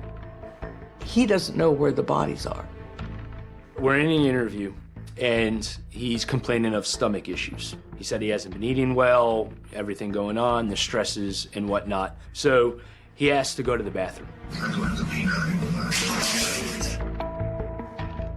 As we stand him up to go to the bathroom, he looks at me and he says, only you. And I was like, okay, all right. I told Sergeant Pagliari hey, maybe he's going to say something. Maybe this is, you know, where he's going to just spill the beans, but he doesn't feel comfortable doing it right there. The plan was we were going to take him to the bathroom, which is right behind the interview rooms. I had a recorder on me, and I was also going to have the other investigators follow me to where they can stand at the edge of the hallway. They can hear, but he can't see them. We walked around, we went into the bathroom, and he didn't have to go to the bathroom. He sits down on the toilet that was closed, and he's handcuffed. He's looking at me, the door's open, and I'm in the hallway, and Semi's on the toilet facing me. And he's like, hey, where's your recorder? And I was like, why do you need to know where my recorder is? He said, let me see your recorder.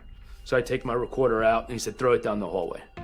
So I tried to be slick. I tried to slide it on the carpet, and of course it catches, rolls, batteries fall out, and we're like, of course. But yet I still had two detectives that were 6 feet away from me in case he tried to do something. I don't know what his state of mind is right now. He knows he killed his wife and two kids, so maybe this is an escape attempt. And he asked me if I can take him back to the house. And I was like, what do you want to go back to the house for? I was hoping he was going to tell me, well, I want you to take me there. I'm going to show you where the kids are. So I was like, what do you want me to take you back to the house for? Now I'm talking a little bit louder so the guys can hear me, right? And he's like, no, shh, quiet down. And I was like, okay, why? Why do you want me to go back to the house? And he's like, well, I want you to take me back to the house. You're going to make the cuffs loose. And then when you make the cuffs loose, I'm going to slip out of the cuffs, and then I'm going to make you guys, one of the deputies, kill me. He's like, I want to die where my kids died. And I was like, that's not going to happen. That's not going to happen. And at this point, I started getting louder again, and I started ending the conversation because he's thinking of suicide. I tell him, hey, that's not going to happen. That's not going to happen. Just tell me where the bodies are. And he proceeds to say, I'm never going to tell you where the bodies are. And all of a sudden, this man who says that his friend had disposed of the body.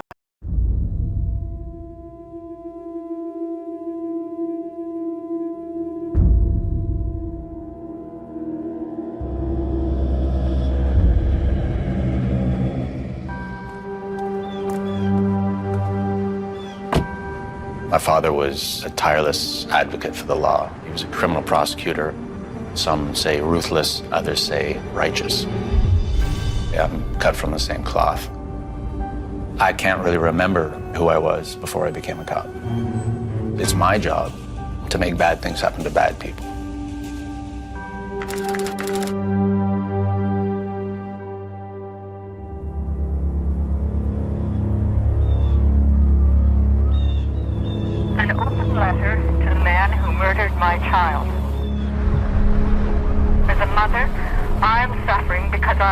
my dearly loved daughter. He killed my gentle child.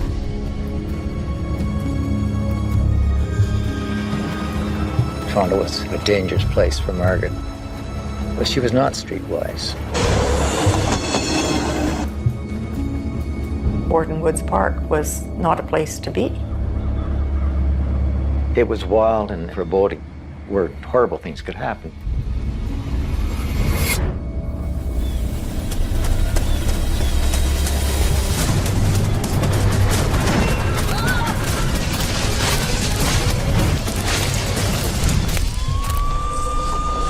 Why didn't we warn her? Police found the body of 21-year-old Margaret McWilliams in Warden Woods Park August 28th. At first, it was terrible. I would wake up and think I had seen Margaret, or Margaret was talking to me. And I had nightmares as I would scream. It's 26 years, and they still haven't found the person who murdered our daughter.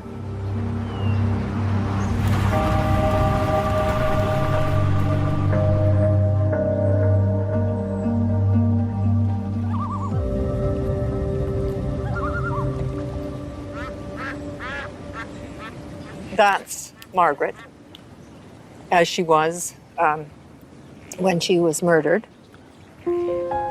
How old was she here? She was 21. People can be so courageous and so resilient. I can't even imagine going on with my life if somebody murdered my child. There's nothing that could be as bad.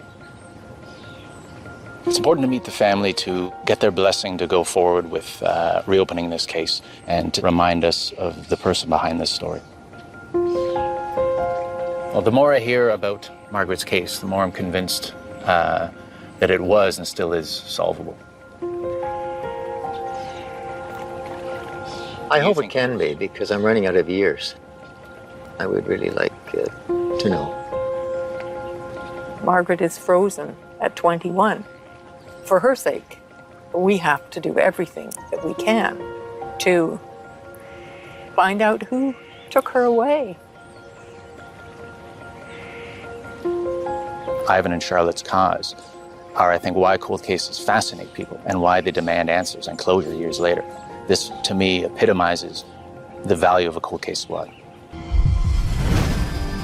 I've been a cop and a professor of criminology for years, and I've used that experience to assemble a squad of civilian subject matter experts. They must approach each case completely unbiased, to not box themselves into conventional thinking, to bring fresh eyes and new technologies to the table. Their job, and mine, is to investigate the coldest of cold cases, the murders that time forgot.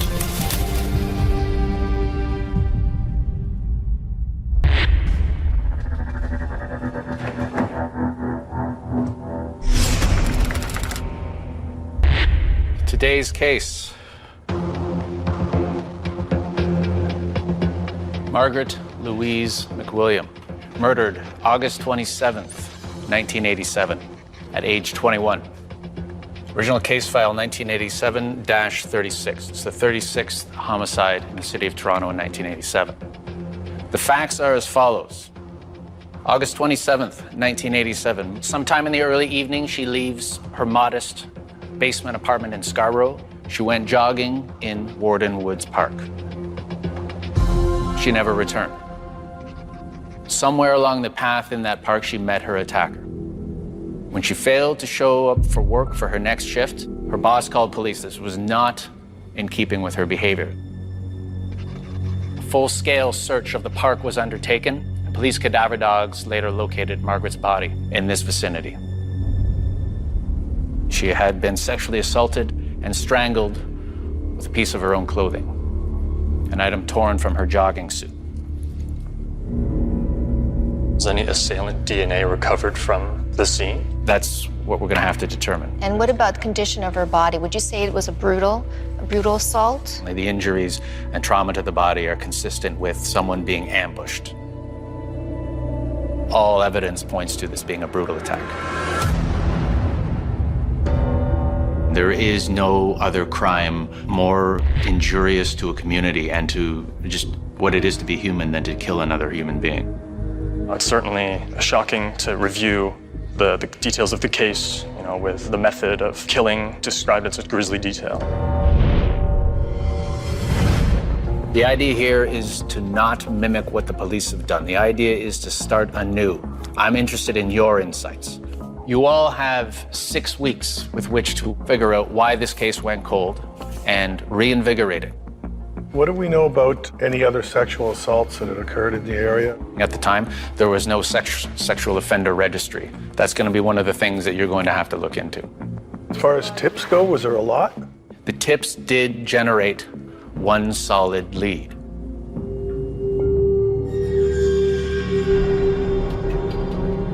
The creation of this composite drawing. They are a person of interest who could be a witness or a suspect. This composite was created following tips from the public about a man seen leaving Warden Woods Park at or about the time that Margaret is believed to have been killed. Composite sketches can be very helpful in an investigation. That said, they're not without their problems. They're frequently drawn from different eyewitnesses and then interpreted by the artist. Often those eyewitness versions are also contaminated by their own existing prejudices or biases. So is there any trace or impression evidence found at the scene that would allow us to cross-reference with this individual or other persons of interest? Indeed there is. There was a patent shoe print left at the scene. We know the make, we know the style of shoe. What we don't have is the person to link the unique or individual characteristics of this shoe.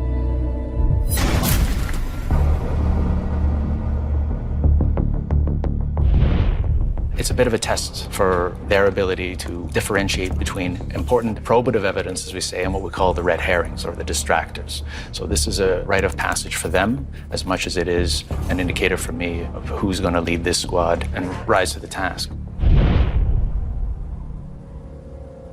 This plea from Charlotte McWilliam, Margaret's mother, is more real today than ever. As a mother, I'm suffering because I've lost my dearly loved daughter. He killed my gentle child. She did him no wrong. I don't think my pain will ever go away. It is a parent's worst nightmare. It definitely affects you at a personal level. You want to bring a sense of peace almost to the family because they've been suffering because it's been so long, 26, 27, some odd years. There's this feeling that I need to make sure we take care of them. Want to make sure that we're being respectful at all times when we talk about the families and make sure that we honor the victim. We really need to investigate with fresh eyes, using new perspectives. See if we can get closer today to capturing this killer who has eluded authorities for over 26 years. Let's talk about initial investigative action items in this case and who's going to do what. I'm most interested in the shoe print, how deep it was, if you can infer body height, body mass. Put that in as action item number 1. I want to look at the other cases that happened in 1987 to see if there's any kind of correlation to this one. Here's a term you may not have heard before, microfiche. Antonella? What kind of person did this? Do we have a psychological profile? We know something about how they dress. We have the shoe impression. There's some additional facts that you can get just from the shoe alone. Monty? Who was in the neighborhood that was maybe sexual offenders, known creeps? Try and get a feel for the neighborhood by talking to people who lived there. The first thing that came to mind was Paul Bernardo. He was very active at that time in Scarborough.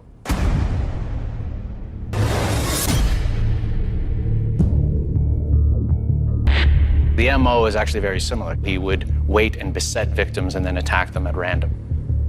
This could have been one of his earlier crimes, and it would be very logical to want to include him. Now I'm going to look into Paul Bernardo, see where he was at the time of Margaret's murder, and see if there's a connection. Wasn't Colonel Russell Williams around Scarborough at that time? Actually, he was. He attended U of T Scarborough campus that same year. Yeah.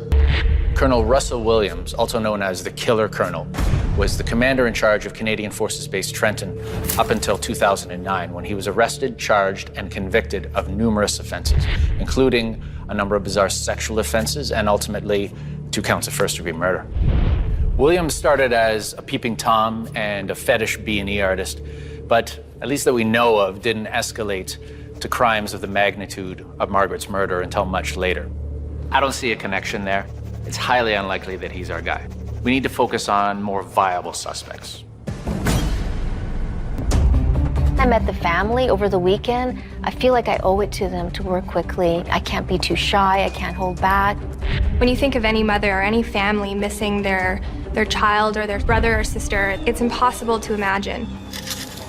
I've always wanted to help people. Someone has to stand up, and some people either are unable or they're just afraid, and I'm not afraid. I'd be lying if I said that there wasn't some inherent element of danger to all of this. People might be hostile. Each person is free to help out other people. You can work as a team. So let's say 72 hours before we meet back for, at the very least, a progress report. You all have your assignments, you all have your investigative action items. Let's get out there and let's start thawing this case out.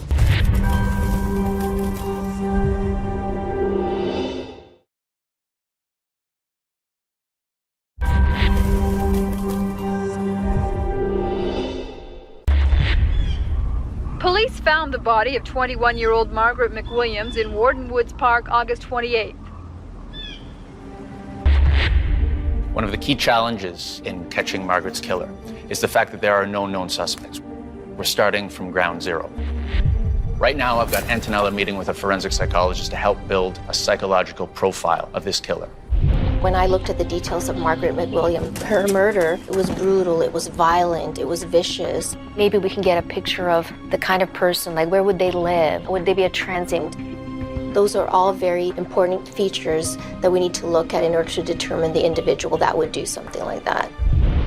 What characteristics would a person like that have, would you say? Certainly not an easy case because there's not that much information available. I saw a number of crime scene behaviors that I thought related to a certain level of impulsivity, which is certainly a good discriminator in terms of looking at rapists and sexual murderers. It's definitely a medium to high risk location.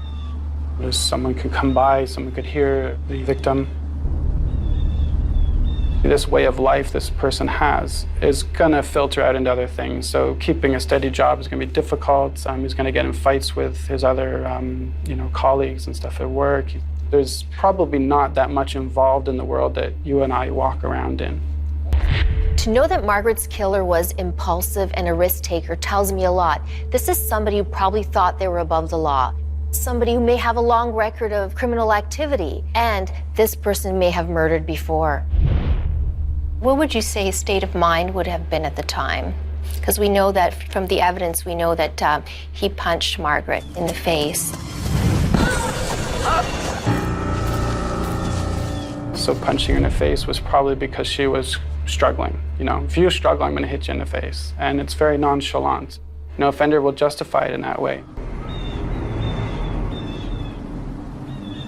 Based on what you know about this particular person, they may have crossed paths.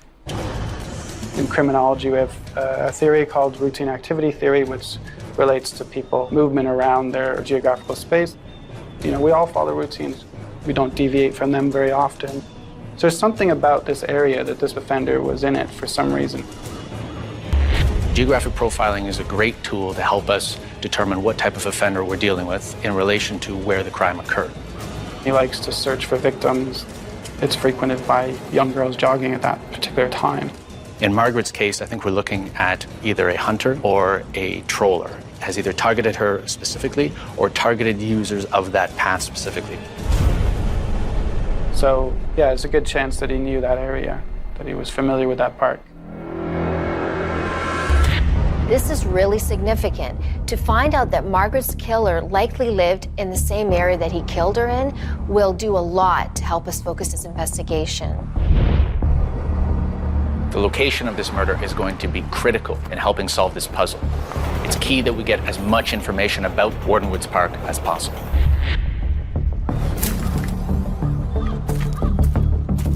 I'm going to try to locate the scene of the crime from 1987 when Margaret was attacked here, so that we can develop a better idea of whether the perpetrator was familiar with this area, to what extent was this a crime of opportunity. what kinds of places there were for a perpetrator to conceal himself prior to the attack, and during the crime if there were other people using the park.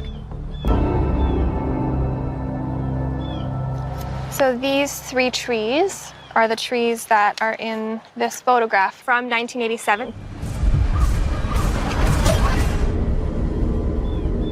Hopefully I'll be able to calculate with more precision from the photographs where Margaret was dragged off of this path into the woods behind us.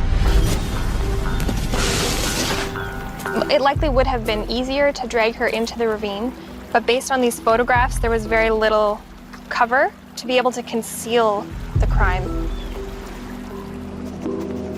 When I'm analyzing a crime scene or dealing with a case, I try not to put myself in the mindset of the victim so that I can stay as objective and scientific as possible. But knowing what I know about Margaret in this case, she probably came to Warden Woods Park because she thought it would give her a taste of the country, being isolated from busy roads. But this is really a dangerous area. It's very sad and frightening to know that really horrible people took advantage. This crime scene suggests to me that we're dealing with a hunter type of offender. There are features of this park that have been deliberately taken advantage of, and the perpetrator would have had to know this area intimately to take advantage of those features. I'm going to text Peter these coordinates so he can get to this exact location for his investigation.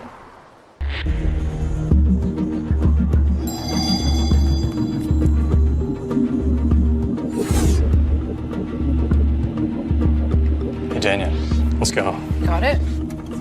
Now that we have the exact location, we'll be able to determine the depth of this foot impression, and this will allow us to calculate the offender's height and weight.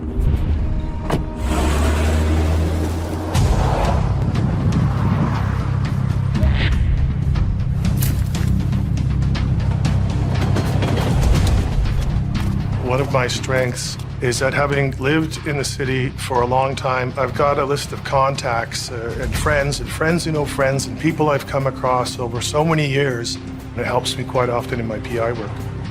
Perhaps a person of interest, perhaps, used to hang around here. This was 1987. Now I'm trying to track down anyone in the area that may have a connection to Margaret's case. Bernardo, he's a possible suspect. I want to know if I can rule him in, rule him out. About the 4th or 5th place I went to, this customer told me about someone that used to work there who was assaulted and raped in 1984. I want to talk to her and see if the details match the attack on Margaret. So did you know this perpetrator? I met him that day through some friends. Right. He was kind of coming on me a little strong. Did he beat you up at all or hit you at any time? Threatened me, told me he had a knife. Oh, okay. He would use it, but he didn't want to. If I just would comply, then as long as things went his way, everything would be okay. It can be difficult interviewing about delicate things of this nature, the sexual assault. The memories come flooding back to them, and I could see the emotion. And so was there any strangling or choking or anything like that? Yeah, he did at one point grab me by the throat, and there was. After that incident, I never saw him again at all. I really thought I was onto something with Lisa there, but the MOs, they don't match. Margaret didn't know her attacker. Lisa, she was introduced to hers, so I'm just gonna have to keep digging.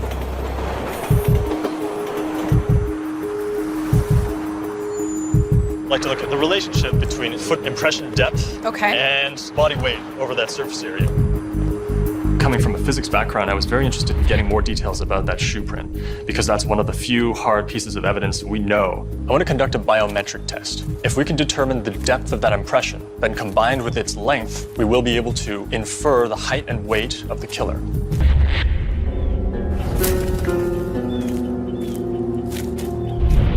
We have to somehow figure out where these footprints were found. You know, were they found down there? Were they found on the path? How close to the body? The soil character does change. No matter how finely we could measure a depth in this soil, we have no way of knowing if it was here versus anywhere else, so.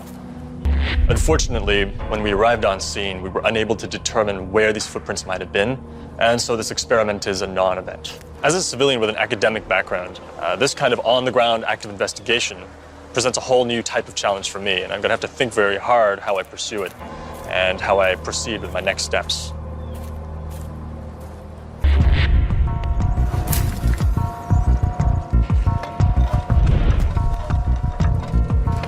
Got a guy we might want to take a look at here. This guy is nasty, nasty piece of work. Suspected of and been convicted of several violent rapes. Escaped from prison in Connecticut, headed up to Toronto 5 days before Margaret's murder. Somewhat fits the MO, possible person of interest. I've got to go canvass the neighborhood of Warden Woods anyways. So while I'm out there, I'll ask around. It might jog memory, especially if we can show them a photo. Right, it gets them reinvested. This guy is definitely worth looking at. He's a fugitive sexual deviant, very sadistic, on the run from the law. We know he might have been in the area at the time. It's 25 years ago. You've got to start somewhere. If there's a connection to Margaret's murder, we need to find out now.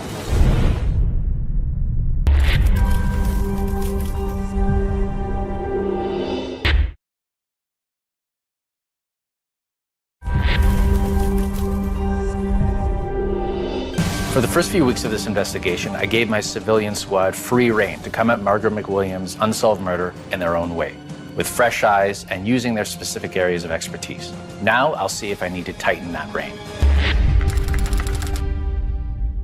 Welcome back. I'm very curious to hear what everyone's come up with so far. Antonella, can we start with you? Sure. I met with the forensic psychologist at Ryerson, Dr. Alistair Goodwill. He thinks it was probably somebody that was familiar with Warden Woods Park. He said this person was probably known to police and probably had a criminal record based on things other than sexual offenses. Sexual offenders frequently begin as peeping toms. Once that fails to satisfy their deviant sort of impulses, then they escalate their crimes from there. All right. Next group. We traveled to Warden Woods Park. Unfortunately, once we arrived, we were unable to locate where the killer's footprints might have been, so this experiment was a washout. Peter needs to not forget that he serves a valuable role on this team. I need to see him elevate his confidence level. Peter, what I need you to do now is to create a geographical map. Identify and plot in all known murders and sexual assaults in Warden Woods, not just in the park, but in the surrounding area. Right? I need you to account for commonalities in terms of MO, victimology, all the data points that will allow us to make violent crime linkage analyses. I need them to be as accurate as possible. Dania, continue your search on similar crimes over that 10-year period to allow Peter to build his interactive map. Antonella, you're meeting with the fashion historian. That's going to complement the forensic psychological profile that you've already got. We have the hat from the composite sketch, and we have the shoe evidence still to look into. The question is, could they have been from the same person? Monte, I need you to simultaneously look into both and Paul Bernardo. See if you can exclude one or both, or leave in one or both. Either way, pursue it further. We're dealing with a very compressed timeline. Let's get this done. I was working on an angle, wondering, if Paul Bernardo was around. A little bird told me that he was out of the country at the time. Would you happen to know that? I was speaking there to a retired police officer that I know. He said, I can confirm it because I worked side by side with one of the lead detectives on that case. Bernardo was not in the country. So now I can move forward, and that's the end of that.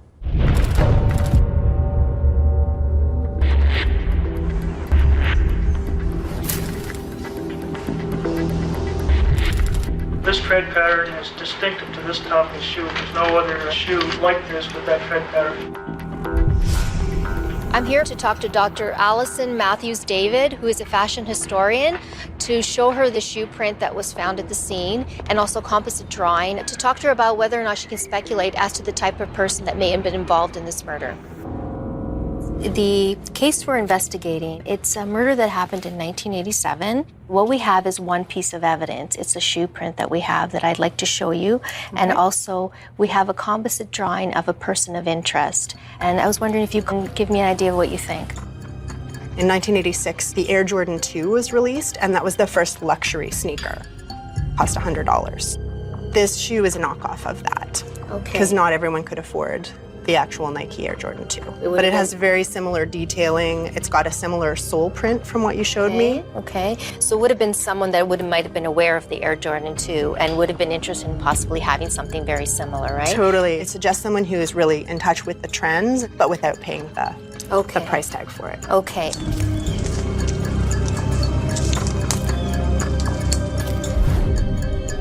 What is it that you think you can tell us about the person that might be wearing this cap? In the 1980s, it would have been worn by probably a fan of hip-hop. It was an older style that got recycled by the hip-hop movement. Okay. Anything in terms of the socioeconomic background of a person that might be wearing this type of hat? There are suburban white kids imitating hip-hop, but it was still very much a kind of African-American culture. Could it have been possible that this was the same person that wore the shoes that was in the composite drawing? The hat is very much a marker of that hip-hop culture, whereas the shoe, it's a bit more generic and could have been any young man. The hat was likely worn by someone interested in a particular culture, but the shoes could have been bought by anyone. We need to keep an open mind at this point.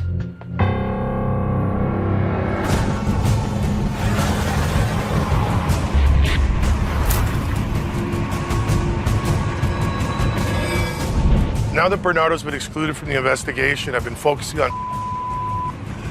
finally, I was able to track someone down who knew him back in the 80s. What I wanted to ask you about is this man here. It's Chuck. You know him as Chuck? Right. Okay, his real name is... We knew the guy as Chuck. How did you come to know him? He frequented the bar. And what was Chuck like? Well, he's on a hair trigger. He was a troublemaker, but it was hot and cold. He had to be ejected several times. Did he ever seem close to anyone? Was there anyone he came in with often? He always was alone. Did he ever tell you, do you recall anything about his background? Maybe he was sitting at the bar? No, never learned anything about that. Being a father and looking into a case of this nature, you put yourself in the position where, what if that was my kid? If it comes to you later, perhaps you can give me a call of anyone who might have been close to him somehow. I think I'm really onto something now. I gotta look at more closely.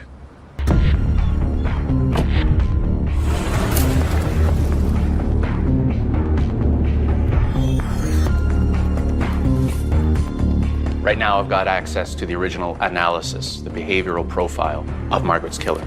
I'm looking for all the information I can find with respect to the MO, the signature, or any other elements of the crime scene that will help us link Margaret's killer to any other homicides.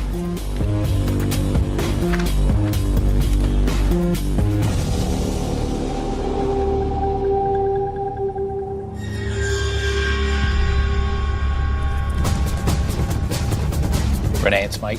I need everyone back at the squad room right now.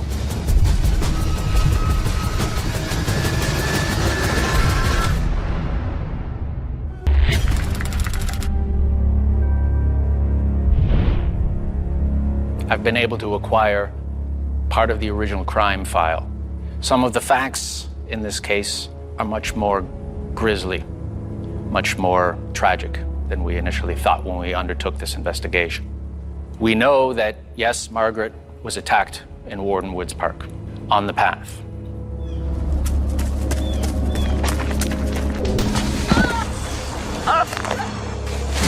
Her clothes showed no signs of soiling.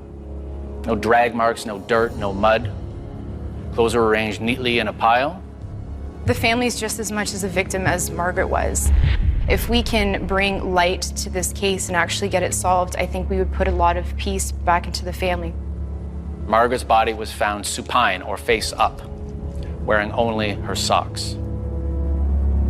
She was such a kind, honest, moral person who would never hurt anyone. And then to have this happen to her, to such an innocent being, just makes it even worse or even more brutal. Margaret had been raped from the front. Cause of death was ligature strangulation. The weapon used was actually Margaret's own sweatshirt. It was turned inside out, the sleeve fastened around her throat using what's known as a granny knot. The shoe print recovered at the scene was actually not from the soil, but from an impression of Margaret's body.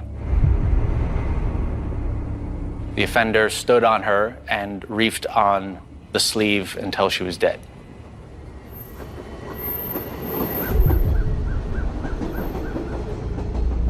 This crime has all of the psychopathic tendencies to suggest, whether weeks, months, or even years later, there's no question in my mind that this killer struck again. The question is, where are they now? It's our job to find out.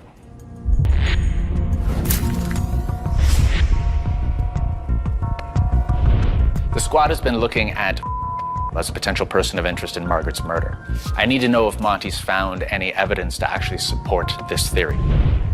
What are the circumstances in this other attack that you told me about a month after Margaret's? It was a 15-year-old girl who was in the area, and he forced her at night point to perform sexual acts on him. He did not strangle nor kill her, so... Okay. So markedly different in terms of... Different indeed. Victim MO for sure, the use of the weapon. Not satisfied that this is the same type of psychopathology, same MO, same signature for sure, based on what you're telling me now. The differences are just too prominent. As I investigated further, this guy, it just doesn't fit. We're running out of leads. We're running out of time with both and Bernardo off the table. We're back to square one. We really need a breakthrough.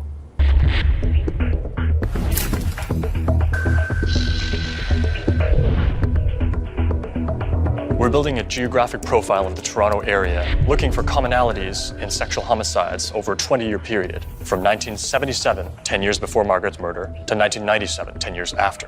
The hope here is that we find a match for Margaret's murder. Danny, these cases you found, this is big data. There's a lot here. Yeah, we're not gonna make much sense of this unless we convert these addresses to coordinates, plot them on a map. Okay, so we're looking at the longitudinal, latitudinal coordinates so we can place that on the map that you've created. Is that correct? That's right. The most important data in our view is the date of each assault, the modus operandi, and our best estimate of a geographic location for this assault.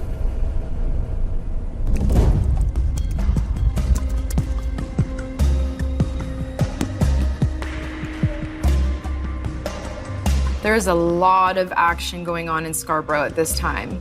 Attempted murders, stabbings, sexual assaults. It's kind of scary. Warden Woods is kind of a killing ground. I think I found something. A data point just a few minutes walk from Margaret McWilliam. It's essentially in Warden Woods. Based on what Danny and I have just seen, I'm optimistic that this is going to crack the case open. The victim, who's in her 30s, was found near Warden Avenue.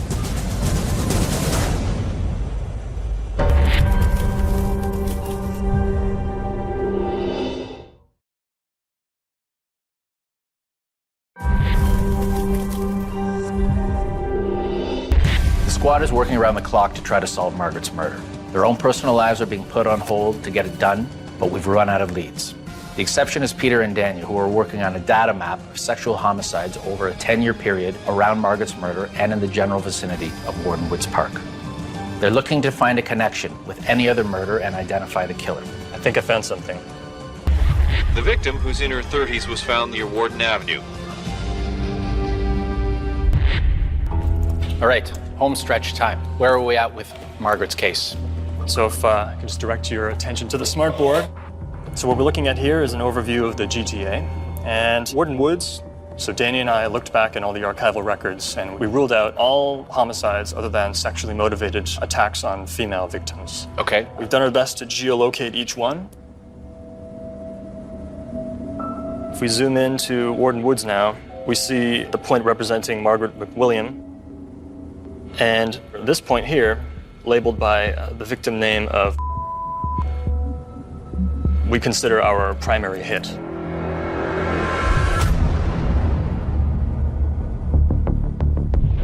Okay, tell me why.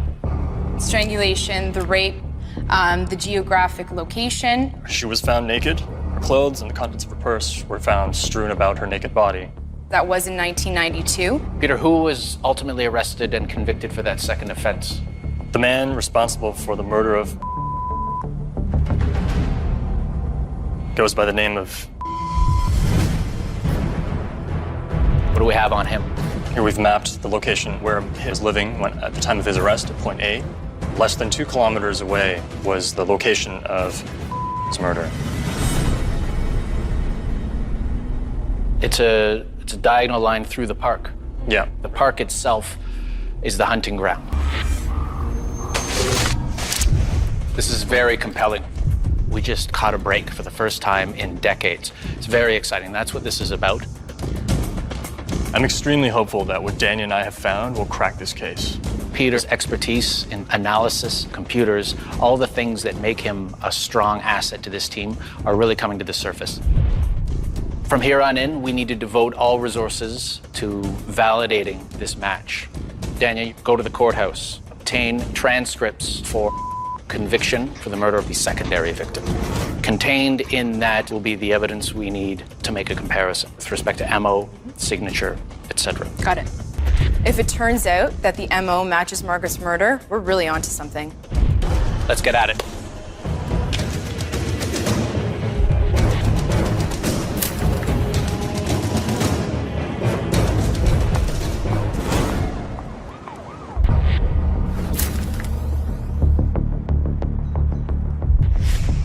All right, the court transcripts relating to his murder and his trial. Similar act evidence, let's go. Was found nude, lying on her back, concealed under a tree. Margaret, also found nude, other than her socks, also lying on her back, also concealed under a tree.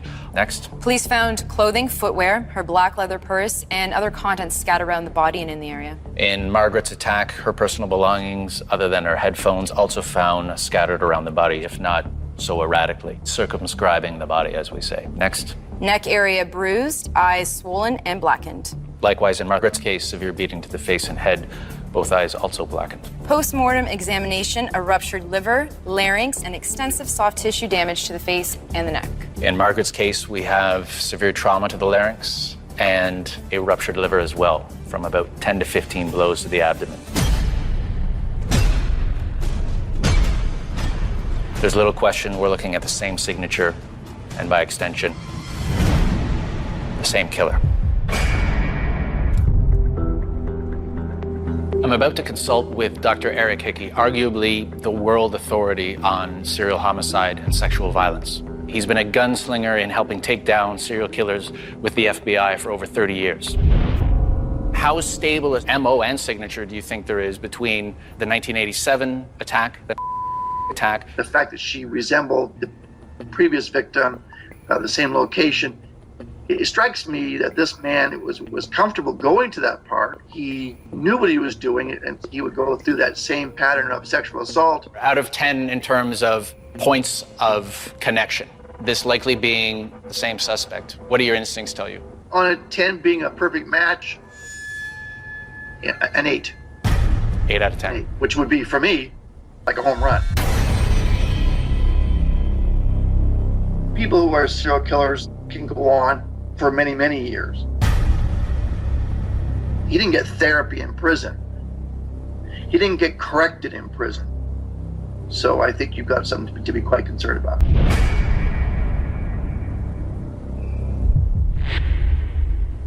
All right, time's up. The evidence uncovered over the last few weeks has provided some compelling information. All of it strongly suggests the involvement of Margaret's murder. I'd just like to go around the table, and some people had some outstanding action items that I think we should discuss. Renee.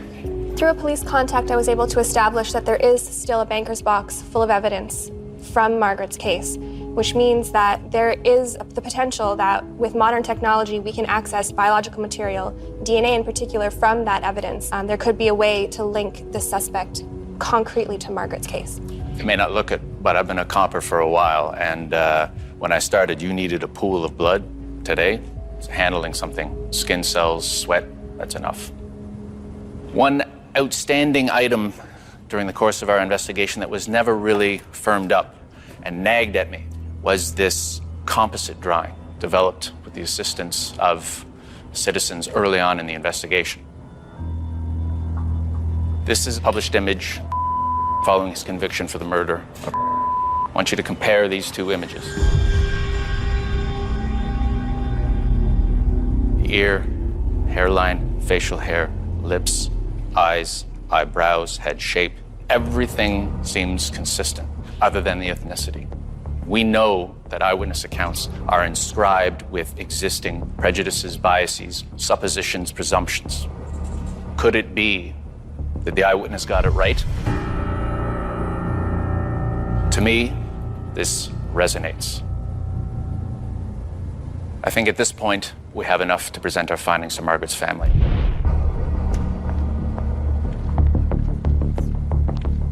How are you? It's good to see you again. Good to see you, too. Good to see you. Thanks for coming in.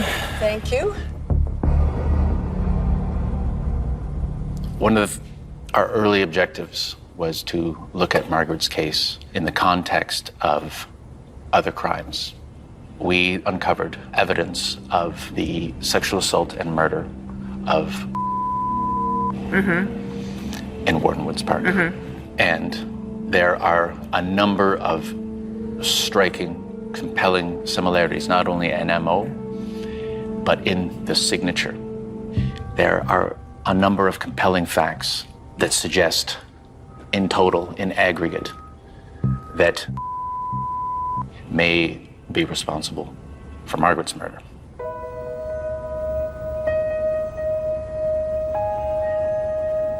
He was convicted of the murder of That's right. so he's in jail.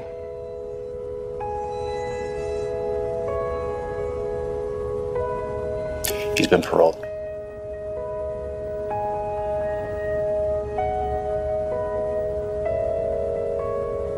It's a day that I thought would never arrive.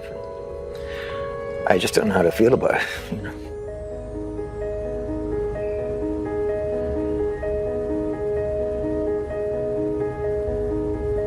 I've never met people that are more courageous than the two of you.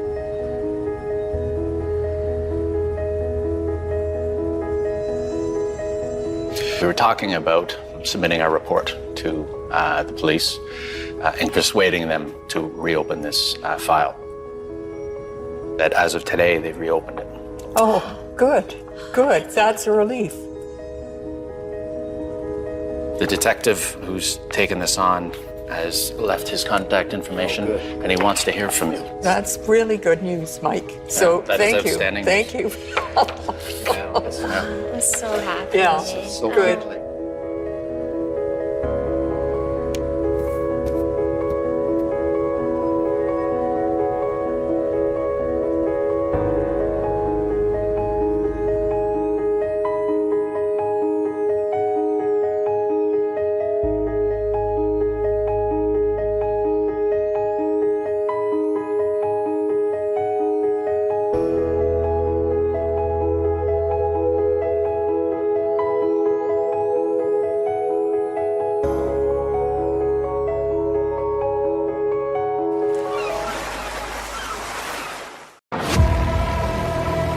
Homicide police, what's the emergency? Someone's been murdered down the alleyway with a hammer. I think we might go to conflict. When a killer strikes, He died at 8:50 this morning. So we've now got a murder investigation. catching the suspect falls to a specialist team of detectives. Wow, it's quite shocking. His last moments were in this room. First, they must hunt for clues. What was that? Could be the murder weapon. There are messages of interest. I've killed someone. He was just possessed. He was a man on a mission. Then, There we go. identify a suspect That is spot on. and bring them in. Oh, police! There you are! What do you want to let me at? Get on the floor now! Get cuffs on him, please! You're under arrest for murder, okay? Next, they must question the suspect to build the case. Explain to me what's going on. Separate the truth from the lies. He said there wasn't a plan. Where were you heading then? Hold on. And deliver justice for the victims and their families. They are two really dangerous people. The streets will be a much safer place without them.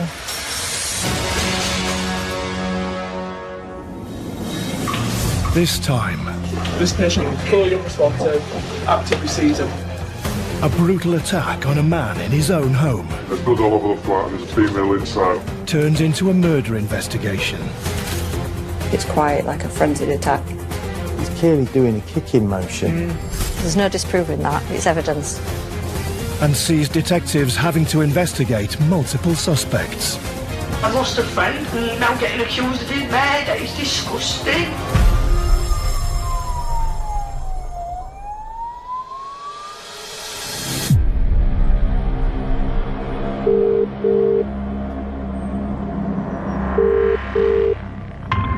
Ambulance service, is the patient breathing?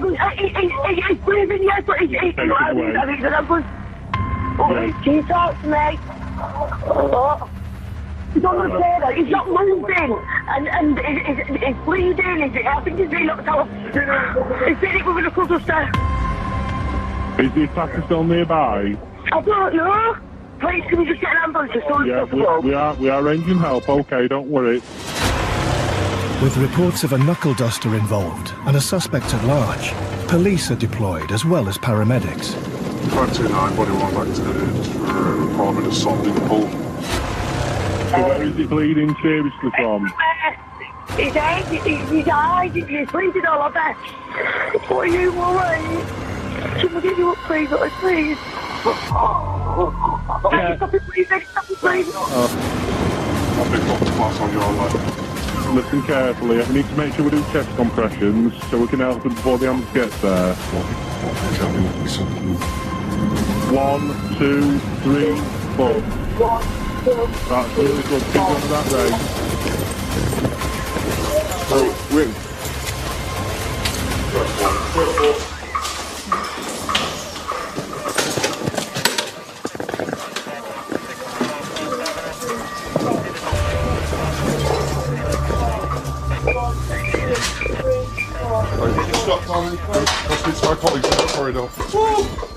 A 49-year-old man has serious head injuries. 032. Victims are currently unconscious, but he's breathing. There's blood all over the flat and there's a female inside him. Trying to help you, fella, alright. As responders battle to stabilise the patient, I've just got a yes. I don't know what's happened. police focus on the woman who made the 999 call to the ambulance service. Who is it that's... John Hutty. John Hutty. Is anyone else in the address? Apart from you? No, just me. Do you live here? No, just a friend. Are you aware of what's happened? No, not aware at all. How come you came round? Because I always come round. Just off chance you just came round? But no, I've already been here and then I popped out and come back. Okay. Who else has been here, do you know? I don't know, I'm not too sure. He's Hutty shops a bit, is that his fault? That's it.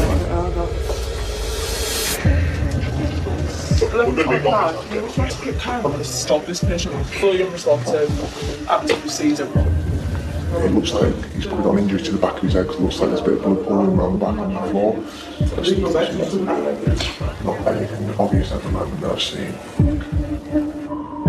A sergeant has arrived to manage the active crime scene on the first floor of the tower block. Just until I get upstairs and find out what's going on, you're right, just to stand by. I just don't want everyone up there contaminating the scene if we need to keep it sterile. Officers need to establish if there's anyone else involved. What we've got now, there's male and female that are present now. Female's said that she's been here earlier on, she's gone out for an hour, she's come back and she's found him doors unlocked and found him unconscious on the floor with looking like he's been hit over the head. Guys, would you be willing to provide a statement for us? I don't know, I found him like that. I hadn't seen nothing, I don't know. Can she give any indication who would have done this? She's no idea. There's no mention of anybody else. So, I can ask her as a suspect. Who was it, Jessica? Yeah. Is he gonna be alright or what? At the minute, I'm not sure. Yeah. You just keep listening. Yeah. For the time being, okay. Why? Just while we're So, it's obviously exactly what's going on, alright? But I don't know what's going on. Can I go yet, please? That's not very considerate.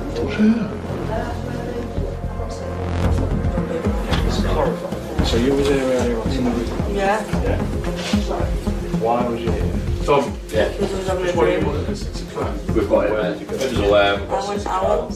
Going out where? Didn't matter about like. Doesn't matter where. No. Who is she to this person? Just a friend. I think let's bring her in. We need to find out who she is, and if nothing, we can treat her as a significant witness, can't we? Hello. Alright. This moment in time, you're under arrest on suspicion of Section 18 assault. I've You not don't done have to say anything. nothing. Didn't may have a defence if you're not mentioning one question, something which you later rely in court. Why am I getting arrested for this? I ain't done it. The officers just told you you're at this scene where Yes, I know, but I found him like that and I found the ambulance straight away. It's not me. Just say it, mate. Why would I do that? We weren't here. No, I know, but I wouldn't hear either. I find the ambulance, you know. I know, but we need to be certain of that, don't we? Yeah, but no, because I've not done something. That's what it is. That's his? Yeah, it is. We're going to want that then, aren't we? Yeah. With the victim's wallet found on the woman, she's taken into custody. Can we speak to one there? Right, we are at Absolute take the piss there. Officers are now following the male to the hospital. We've got this one female for GBH. Can you make CSI aware of them? We've got the scene secure until they arrive.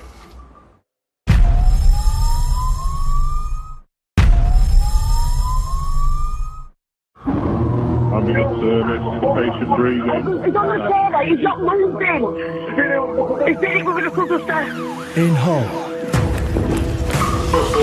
a man is in a coma with head injuries after being assaulted in his own home by what's believed to be a weapon. Ruby Franke. There's blood all over the flat and there's a female inside of. You're under arrest on suspicion of Section 18 assault. I've not done nothing. A 27-year-old woman who called the ambulance has been arrested on suspicion of GBH. Now, police are in a race against the clock to establish what happened in the flat. Absolute take the piss there.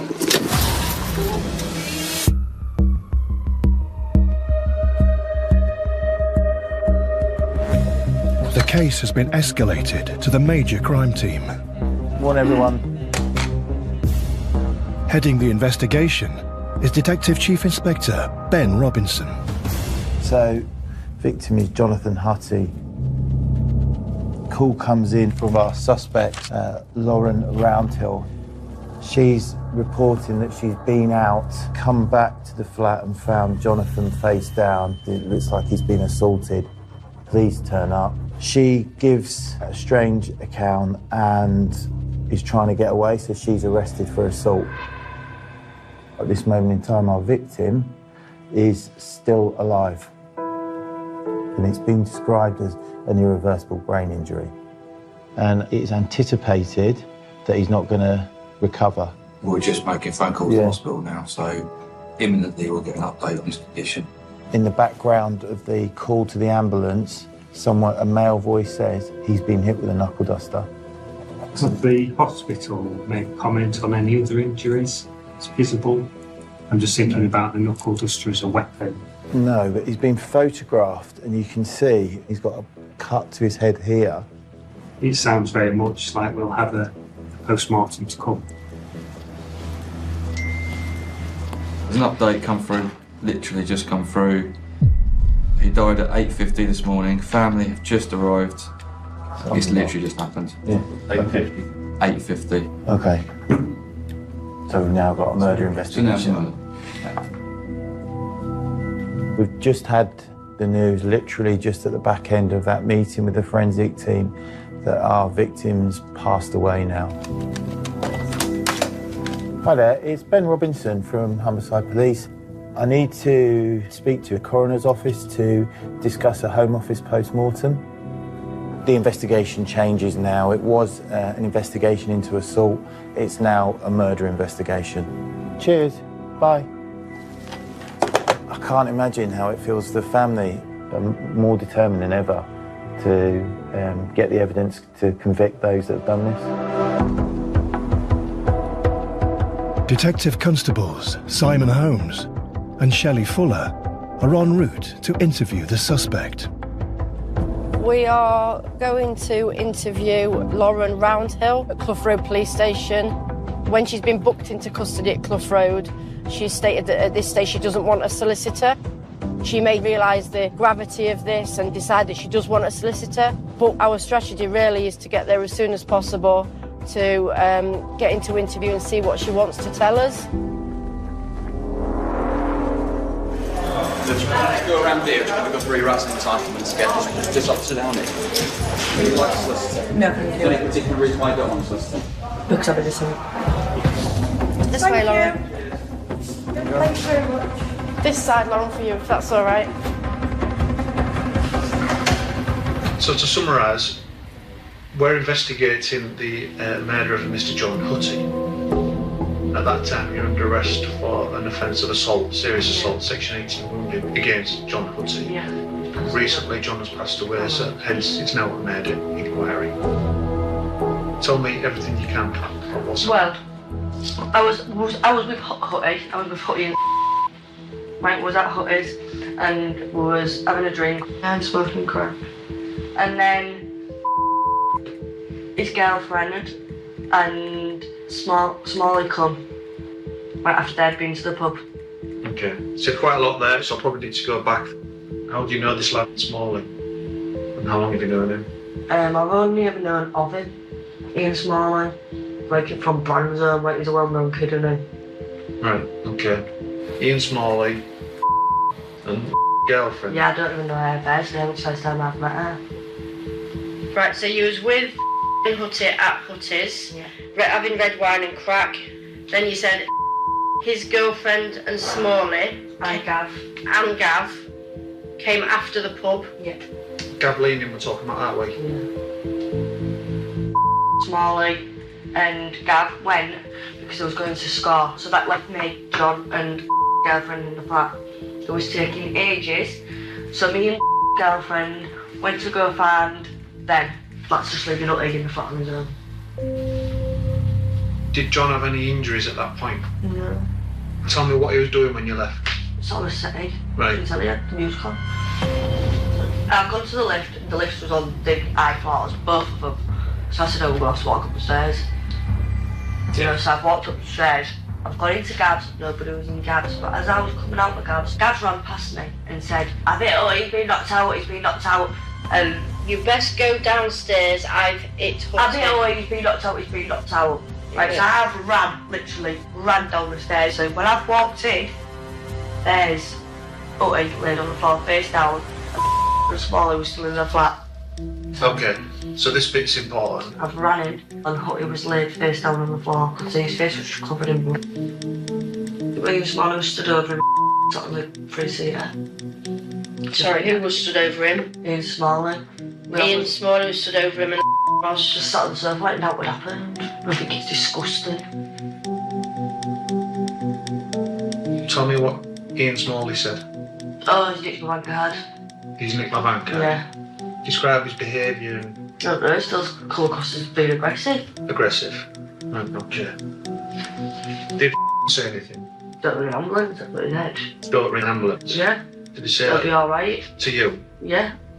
Once I am, I rang an ambulance and then eventually. Did you see anybody assault John while you were there? No. No? I want to let that happen. Okay. Did anybody else say who'd assaulted John? Did anybody say what happened? No. Did you ask? No, I was panicking so much. At any point in the flat, did you see any of these people with a knuckle duster? No.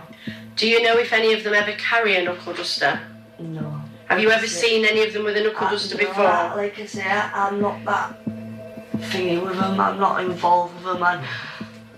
I'm not usually involved in any of this kind of stuff. I mean, it's 26 about getting arrested. Okay. And now, I'm involved in this. So you was not in the flat when Hutty was assaulted, No. 100%? 100%. After you found him with the injuries, did you leave him at any point? No, I didn't leave him, not once. Okay. I stayed on the phone to an ambulance. All right. And we appreciate that. You've done the right thing. I'm the one who helped him. Yeah. God, I'm upset. I've lost a friend and all. Yeah. And now getting accused of his murder. It's disgusting. I can see you're upset. But yeah, I'm upset because I feel like you're actually accusing me. We're not, Lauren. We're not accusing you at all. Our job, Lauren, to Yeah, be I want you totally to get impartial. justice. I want totally you to get impartial. justice for what he doesn't deserve this. Nobody deserves it. It's disgusting. As soon as we've told our bosses what you've said, then they'll make a decision and we'll come back and tell you as soon as we know anything more. All right. All right. Before we stop the recording, Lauren, is there anything else you want to tell us? No, I've told you the full truth, the whole truth, and nothing but the truth. Okay. All right. Okay. The detectives feed back Lauren Roundell's account, naming 3 alternative suspects. Hello, Ben Robinson speaking. We have just interviewed Lauren for the last hour and a quarter, and she spoke at length without a solicitor boss. Okay. She said she was with Hutty the day it happened. Some people, she says, Ian Smalley, Gavin Leaning, and his girlfriend, whose name she does not know, come back to Hutty's flat after the pub. She said Smalley, Gav, went to score. Her and girlfriend left to go look for the others, leaving Hutty on his own in the flat.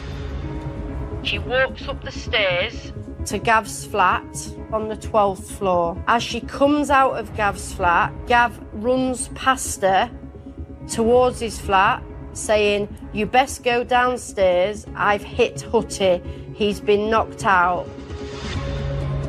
She runs downstairs. She then sees Hutty laid face down on the floor in the living room. Hutty is unconscious, not moving, and his face was covered in blood.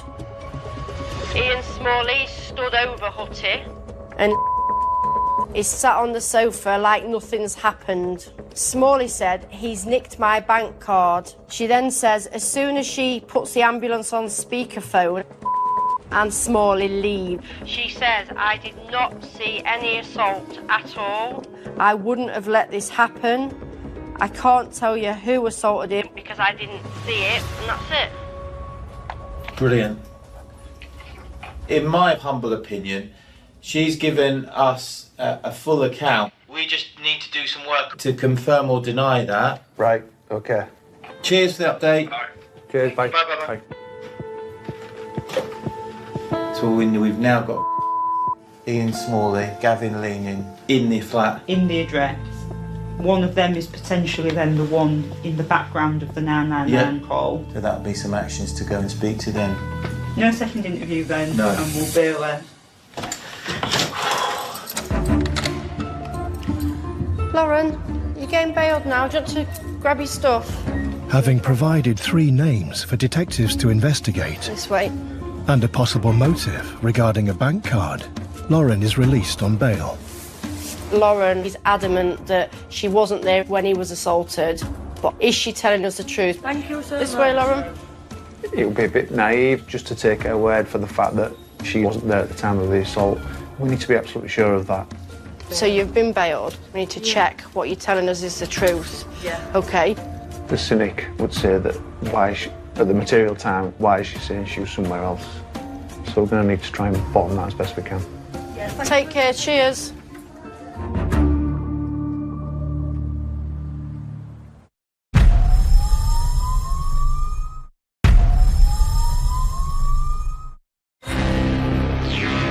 In Hull, the major crime team are investigating the murder of Jonathan Hutty.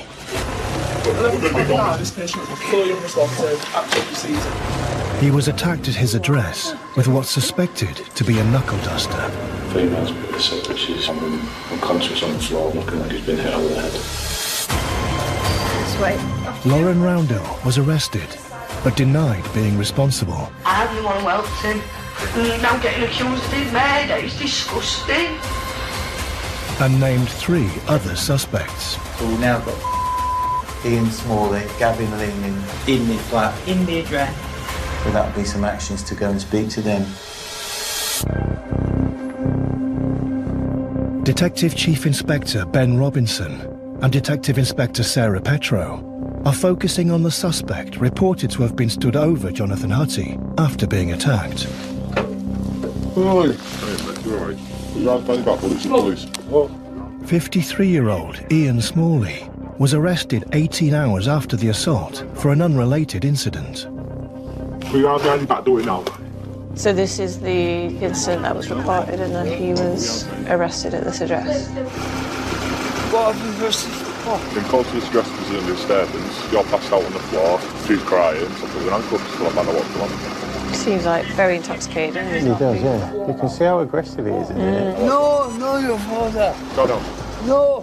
No, I need to know anything. I have keys in my back pocket. Back pocket, yeah.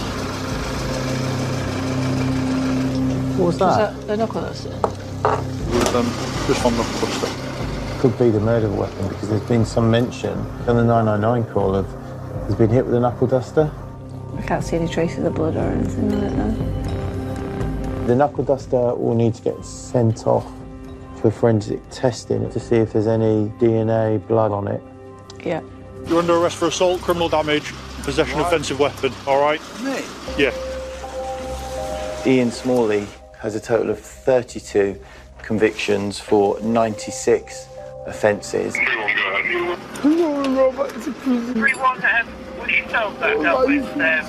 They include theft, assault, drugs, and a few offensive weapon convictions as well. You gonna be all right now, Car? Yeah, go on, lad. It's assault, violence offences, so it shows who that person is, really. Unusually, Ian Smalley is not the only suspect already detained for other offences. So this is Leaning being booked into custody. Since the assault, detectives have learned 51-year-old Gavin Leaning has also been detained.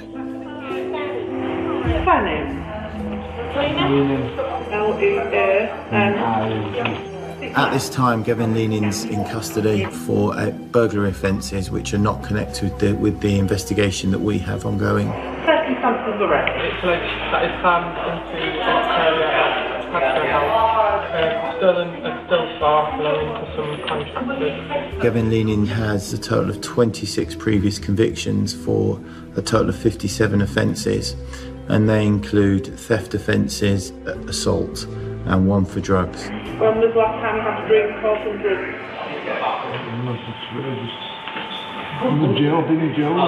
Alright, cool. See his hand? Look at it compared to... Yeah. That is really swollen. Do you have any injuries? Right. If he's just been involved in an assault, that's pretty damning. Yeah. And for it to look that swollen, it looks like it would be a significant punch with it, wouldn't it? Yeah. Having broken their licence conditions, both Gavin Leaning and Ian Smalley have been recalled to prison. Two of the prime suspects at this moment in time are actually in prison for other offences, so that means the consideration of the threat they pose to the public isn't there for me at that moment in time. A third male suspect has also been arrested and questioned. Tell me what you know about Jonathan Hutty. No comment. Have you met him before? No comment. Is it a friend of yours? No comment. Is it a friend of a friend? No comment. Has no previous convictions. He has been found not guilty of a serious assault previously. Has there been some kind of argument? No comment. Has he been hit with something? No comment. Doesn't mean someone's not offended in the past. That can potentially mean either we've been unsuccessful in our investigations or people haven't come forward. So this is Ian Smalley. What can you tell me about him? No comment. And the other chap is Gavin Leaning. What can you tell me about him? No comment. I just want to go home. Yeah. With no new information provided by the third suspect, he's been bailed pending further inquiries.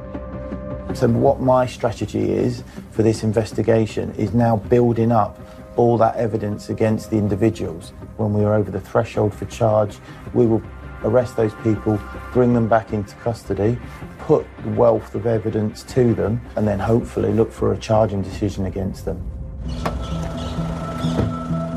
To build a case against the 3 suspects, detectives must link them to the crime scene.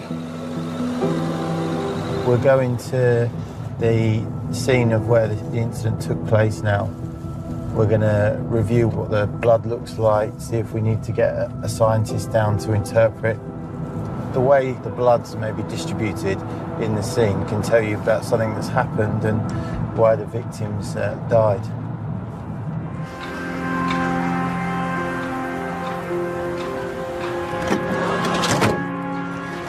Are we putting suits on? Or? We'll put them on inside. Okay. Just looking to see whether there's any forensic opportunities that we can get from here that can put the suspects in the flat, and whether there's anything there that we can potentially bring any specialists in to assist us in the investigation.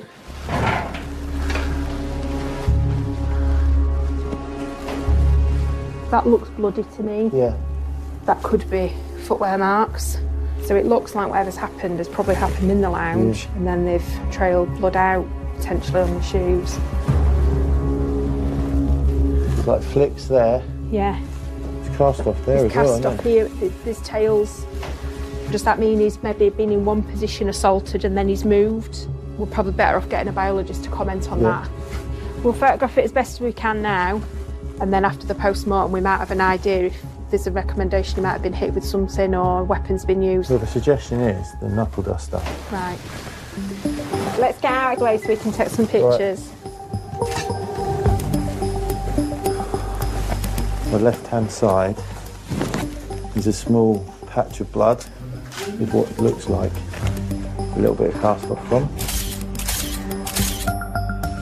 Then in the middle of the room is the main one with cast off coming across there. And then down the chair, there's some blood, and then there's some pooling blood on the floor as well.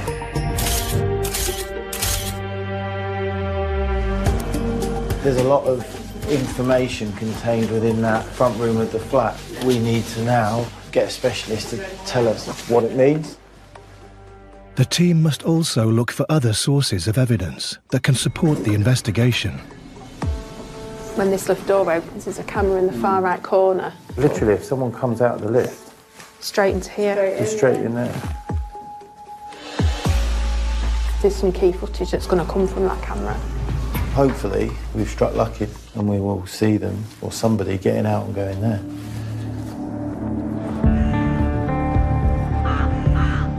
As well as securing CCTV footage, Pad's there close, I'm presuming that's here.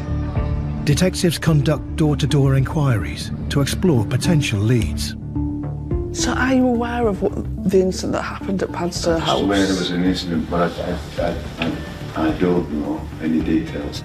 I've heard that somebody was either seriously injured or killed. Okay, has anybody spoken to you directly from the flats at all that would know? No. Okay. I mean, I know, I've worked here 30 years, and the flats has always been a place where there's been a certain element of drug dealing. So. Yeah. Unfortunately, the people that we have spoken to, they've been lovely, but they don't know anything about the incident. One of the chaps I spoke to said he'd heard a female screaming on the night, but he presumed that was when the police came and arrested her. So nothing to do with the actual incident, unfortunately. I don't think you can be disheartened by that. There could be people that can tell us an awful lot. Right, we'll just get suited all. Forensic work is continuing at the crime scene. Marks have been photographed by the CSI. What we'll attempt to do with the chemical treatment is to get more definition. Just be careful on the stepping plates. They're tasked with identifying and enhancing footprints that could be linked to the suspects. Basically, we've got this area here, and then on the way out, it looks, potentially like a heel or a circular pattern. Well, hopefully we can enhance that. The acid chemistry clearly defines the structure and the pattern of the very, very fine particles of blood which have been potentially on a suspect's shoe. Sometimes, in an area you think there isn't a mark there, you suddenly get a mark. Oh yeah, there you go. So that's good enhancement. In fact, there's even a little bit on there as well. Oh, look at that. It's the whole foot. There's clearly at least 3 types of footwear marked. The block patterns could be medical boots, but there's certainly a possible trainer. It'll be a footwear expert who'll be able to identify those. With the crime scene work continuing, the team assess progress on the investigation's witnesses. So we'll have this sort of catch-up briefing where we are, any developments that have taken place. If I go across to you, Steph.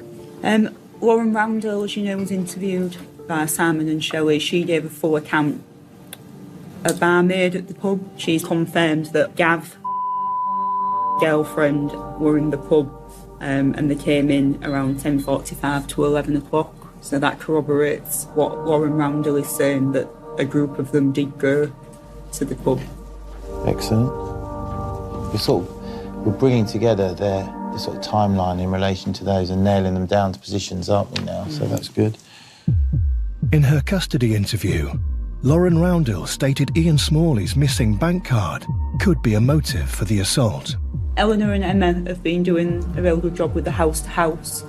Yeah, so we've done all of the flats. The general thing is that a lot of people in there are saying we keep ourselves to ourselves.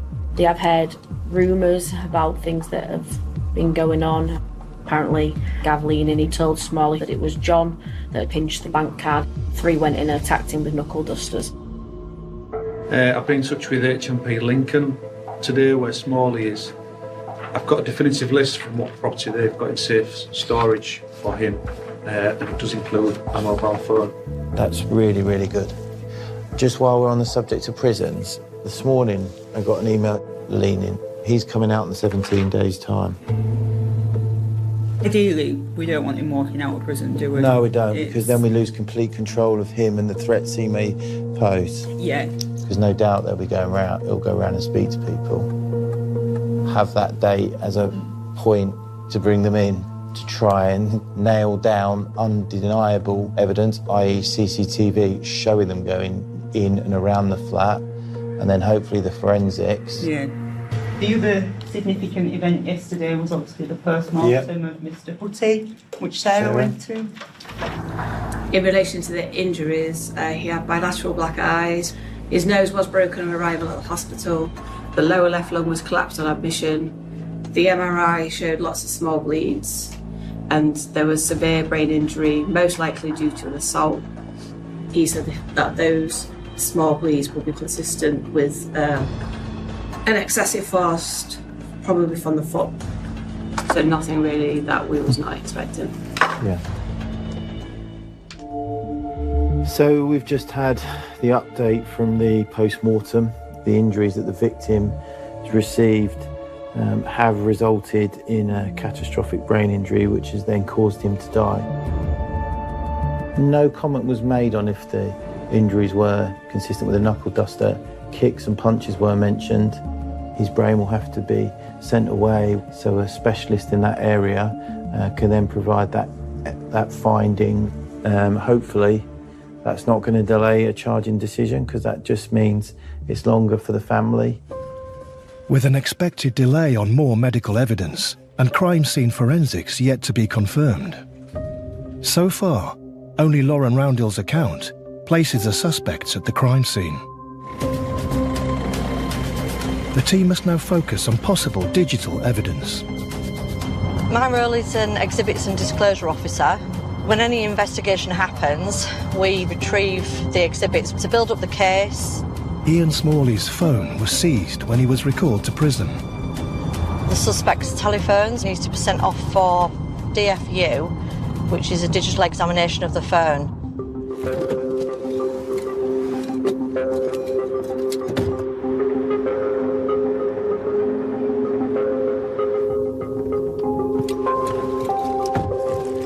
So this is a key piece of evidence. This will be sent to DFU, and what we will hopefully get back from that is any admissions, telephone conversations and text messages, and anything that could link these people towards the crime. At the Digital Media Unit, get in. Investigators are trawling through hours of CCTV from the block of flats where the attack took place. I got back to about 10 to 8. Is the time right? No, it sounds okay. Adding to the challenge, the CCTV timing appears inaccurate. It's a work in progress. So he's Ian Smalley. And the guy with the grey hair is Gavin Leaning. Ian Smalley, he's really wound up about something. Yeah. We don't know what floor it is, because it's definitely not Hutty's floor, because that's not his flat. No. When Smalley's going like that outside, I know. he's clearly doing a kicking motion. And when he comes into the lifts, he's sort of giving it like a bit of like head like movement, like he's been doing something. Could this footage show the 3 suspects immediately after the attack? This is the first bit I've seen. This is just as far as we've got, isn't it? We have got all the cameras, I just haven't processed them properly yet. Thank you for showing that. Examination of the crucial footage will continue. Progress has jumped. There is a piece of CCTV. Ian Smalley's doing a kicking motion as part of that. Our pathologist has said our victim has been kicked during this assault, so that's really good evidence. We can see Ian Smalley and Gavin Leaning moving around at the same time, so it starts to go towards corroborating the account that's been given to us by Lauren Roundhill. With every day, I think we're getting closer. We've still got a journey to go. We've still got lines of inquiry to get more and more evidence against these people. Right, back to DFU with it. The aim is to get the justice for Jonathan, and we'll continue to do that over the weeks.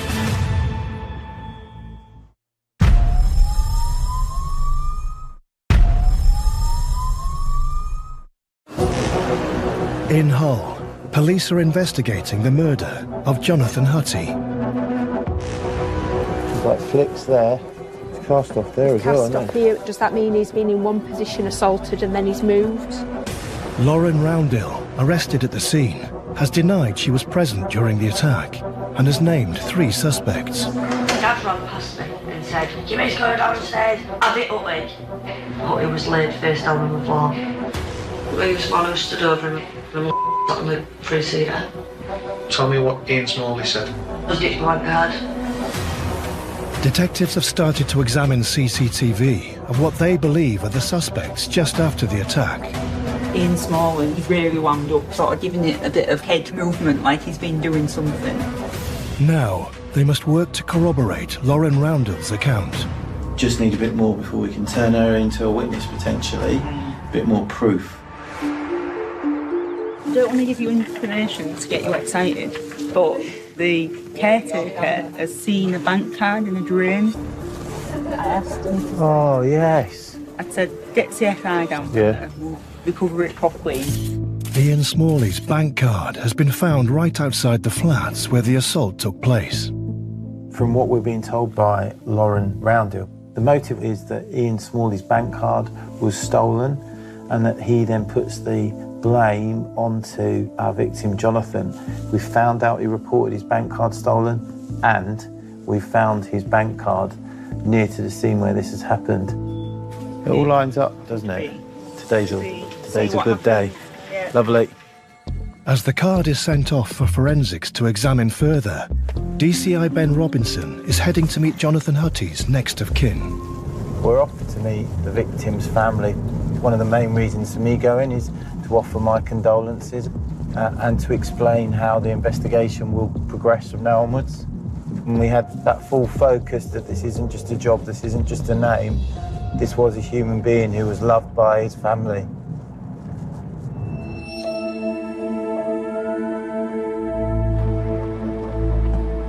We knew Jonathan had a drug habit, started early on in life, but he was always in denial.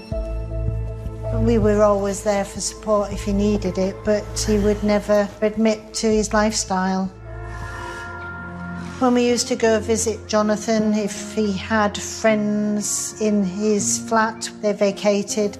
It's just a sad affair. Everybody's involved in this mad world of drugs, and I think when you're in that lifestyle, people feed off each other for their habits. The sad thing is, we've lost Jonathan over something that was trivial. As far as we know, it was over a bank card. It's an end of a life and a lovely person, but I also, at the same time, feel for the families of the people that have been accused. It affects everyone.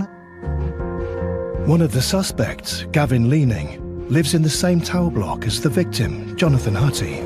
We're taking a search team to Gavin Leaning's home address, Padstow House.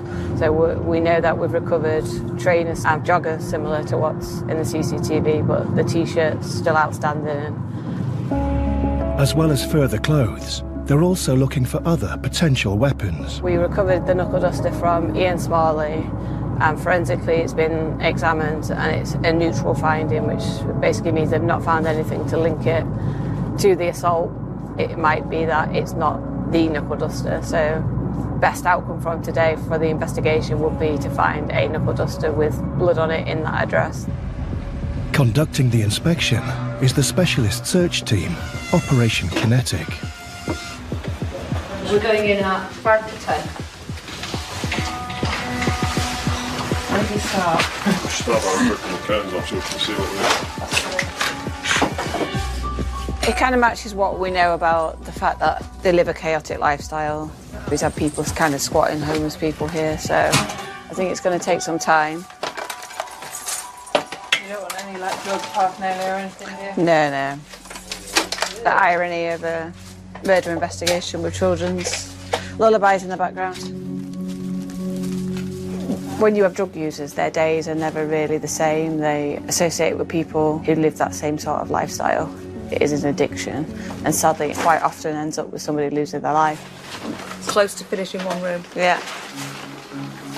So the markings on the wall are quite interesting because that ties in with a lot of the names that we've got during the investigations. We've obviously got Gav Leaning, Lauren Roundhill, and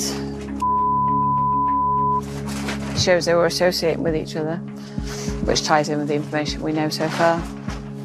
It's made a little easier knowing that you can quickly feel the weight of an item and know that the knuckle duster's not in there.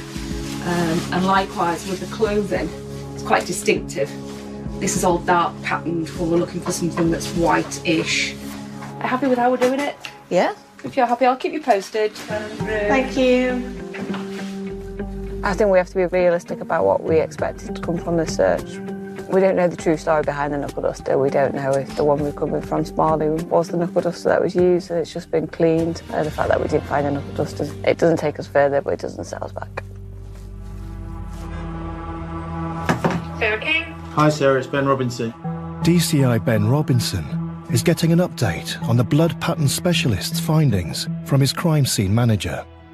Basically, what she said, the leather armchair, the left arm of that chair is heavily coated in blood. And the blood on the floor, it's got movement in it and then there's a void in it. Right. So he's maybe been slumped in the chair and he's put his hand down into that wet blood, which has made that void in the middle. Okay. And then he's come to maybe move himself down to the beanbag before he's come to be where he is on the floor. So maybe there's been like a first blow that's caused him to bleed and he's sat down in the chair. Yeah, potentially. With the patch of blood in front of the chair, he's probably been laid down on his front with his right side of his face down, and that blood's come from the injuries sustained on the right side of his face. Okay. The job's been made somewhat harder by the fact that so many people have been in while the blood's been wet. The blood near the skirting board, it's very multi-directional, so she can't really say what that tells us. The long cast-off blood that goes under the table, the only explanation she can come up with is that the paramedics have caused all of that in the course of medical treatment activity transfer. There's a bit of me that's a bit disappointed, but we know there's quite a lot of blood in the scene, so we've just got to hope now that some of that has made its way onto the suspect's clothing.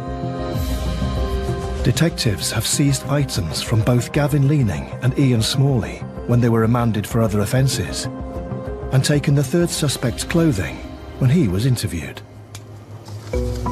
This is the clothing from Leaning that we've retrieved. Adele Robbins-Glenton is collating the evidence to be forensically tested. These are jogging bottoms. As you can see, these have got markings on them, but we need to establish, have they got the victim's blood or any of the victim's bodily fluids on it? These are the shoes that belong to him. It's good when you've got a print like that, because if we've got footprints within the scene, then they would take pictures of those and cross-match them with the shoe that you have. These are Smalley's shoes, and these will be sent off to be tested to see if there's any splatters of blood from the victim. So that's to establish if he was actually wearing these shoes at the time of the incident. And as you can see on here, we actually do have markings. But what we have to establish is it bodily fluids, is it blood? And that's what we need to be sending it off for. So this is from, it's a blue T-shirt and the grey tracksuit bottoms. Unfortunately, on these ones, you can't visually see any blood at the moment, so that's why they have to have an in-depth testing done. These are the victim's items that I'm going to be sending off today. We've got his trousers that he had on. We've got his shoes. And these are really key because we can already determine the fact that he's got blood on there. Is it his, or is it that he was fighting back and that he's then been able to get the DNA or blood from one of the suspects? We've brought every single item of clothing that he had on or was near the actual area as to where he was attacked. If we can find any of the suspect's DNA on there, what's it doing on there and why? This is how we're then to determine that those people are there. And it isn't just about the CCTV. It isn't just about people having an interview or witnesses coming forward. This is to establish exactly that they were there. There's no disproving that. It's evidence. With the detectives dispatching the shoes and clothes for forensic testing, the focus turns to digital evidence, and there's been progress on Ian Smalley's phone. We're looking at specific dates around the time of the incident. There are some messages of interest. He pinched my bank card, took £500 out, he deserved it. So fucking mate, no one does that to me. There's another one that says, I'm in shit, found out who pinched my bank card, ring me please, need to talk to you. Then there's another one that said, he ain't dead, you idiot, I just smashed him, ha. There's also other messages that indicate, why are you blanking me? I need you, I've killed someone. It's key evidence because it's so relevant to the offence, saying that he's killed somebody. So yeah, it's really important to our investigation, these messages. The phone data provides another level of support. Why would you say I've killed someone if you were not responsible for that? Especially when we've got other witnesses which will put him stood over our victim, Jonathan. I feel a lot more comfortable about the case that we're building. The next CCTV results will be crucial because they can provide us with so much evidence and so much for the suspects to have to account for. There's a lot of layers to it now, a lot of questions that these people have got to answer.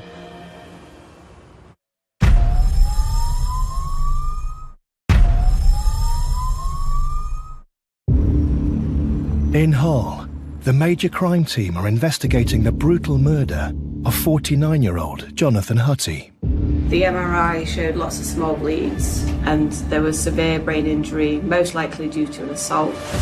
Lauren Roundell, arrested at the crime scene, maintains she is innocent. So you was not in the flat when Hutty was assaulted? No. To check her account, police have been trawling through hours of CCTV footage. We have got all the cameras and just haven't processed them yet. It shows suspects Ian Smalley, Gavin Leaning, and a third man in what police believe to be the moments after the attack. And Smalley doing a kicking motion. He's giving it a bit of head movement like he's been doing something. Detectives have now completed their assembly of the CCTV timeline, allowing them to accurately track the victim and suspect's movements. Cheers, Paul. Hello. I think you've got something for me. Yes, I've trawled through the cameras looking for the victim and see which is the last time we can actually see him alive and well. So I've got here 22:45. He's walking down the stairs from the first floor to the ground floor. Camera 16 shows him leaving the front entrance. Okay. It's 22:48. Comes back in through the front entrance. No signs of any injuries. There's no sign of any blood on the clothes, footwear, anything like that. And after this sighting at 22:48, that's the last time we've seen him. That's the last time, I suppose, anyone outside of the group that we know are connected to this will see him alive. For the investigation is really important because it can rule out anything that the suspects may say that there were nothing to do with it. He was already injured. We can put a time on when he wasn't. Lauren Roundhill, she's saying he had no injuries when she left him as well, and that matches up, which all helps build the picture. The CCTV timeline has also prompted DI Sarah Petro to form a new theory. Oh, that's having it from it. You know when they was in the lift with the bottle and they were doing the kick-in? Yeah. That we thought that was after the incident. I think that conversation in the lift is before the incident. I think they're like egging each other on. So this is 2:05 on the system time. Real time it is 2:16:26. The actual time and the camera time, they're not always the same. So I wonder if this was them discussing preamble, what they're going to do.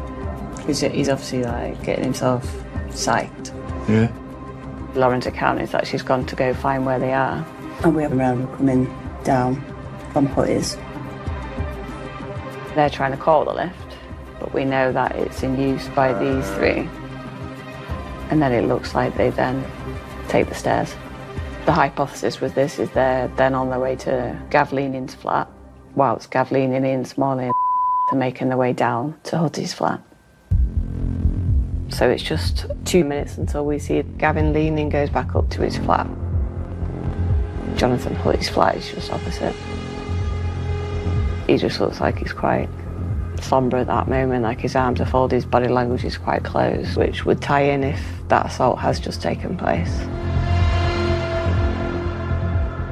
So obviously he gets off, and if we believe Lauren Roundhill, that's when he says to her, but he's just been knocked out.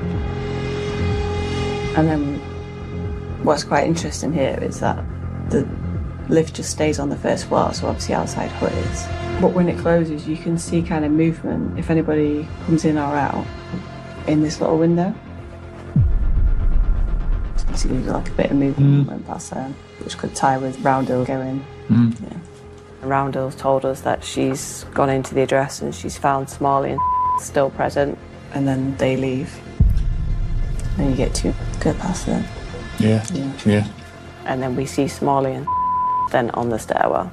And then their movements shown on the CCTV time or what she said. Yeah. Interesting. Yeah. Because if it is during that time, like the time frame for it to happen is it's something like a minute and a half, which would suggest it's quite like a frenzied attack, you know, just go in, do it, and then the ambulance being called. I feel better that I've got the timeline right in my mind, especially around the CCTV footage of them having the discussion in the lift, which I now believe to be them planning the attack. If detectives can prove the assault was premeditated, it strengthens the case against the suspects. We've got 3 people in a lift who appear to be agitated. Some of the activity in the lift could well be that they're almost rehearsing what they're going to do to our victim when they get into the flat. That puts a different spin on things. All 3 of them could be looking at a charge for murder because they all knew when they were going down into the flat that there was going to be a violent assault committed. The Digital Forensics Unit have concluded their examination of Lauren Roundhill's seized phone. Was there anything on her phone? No, hers ends, obviously, as she gets arrested. Okay. There's nothing sort of that would suggest any planning? No. So her full account is supported by the phone, data, CCTV. Yeah.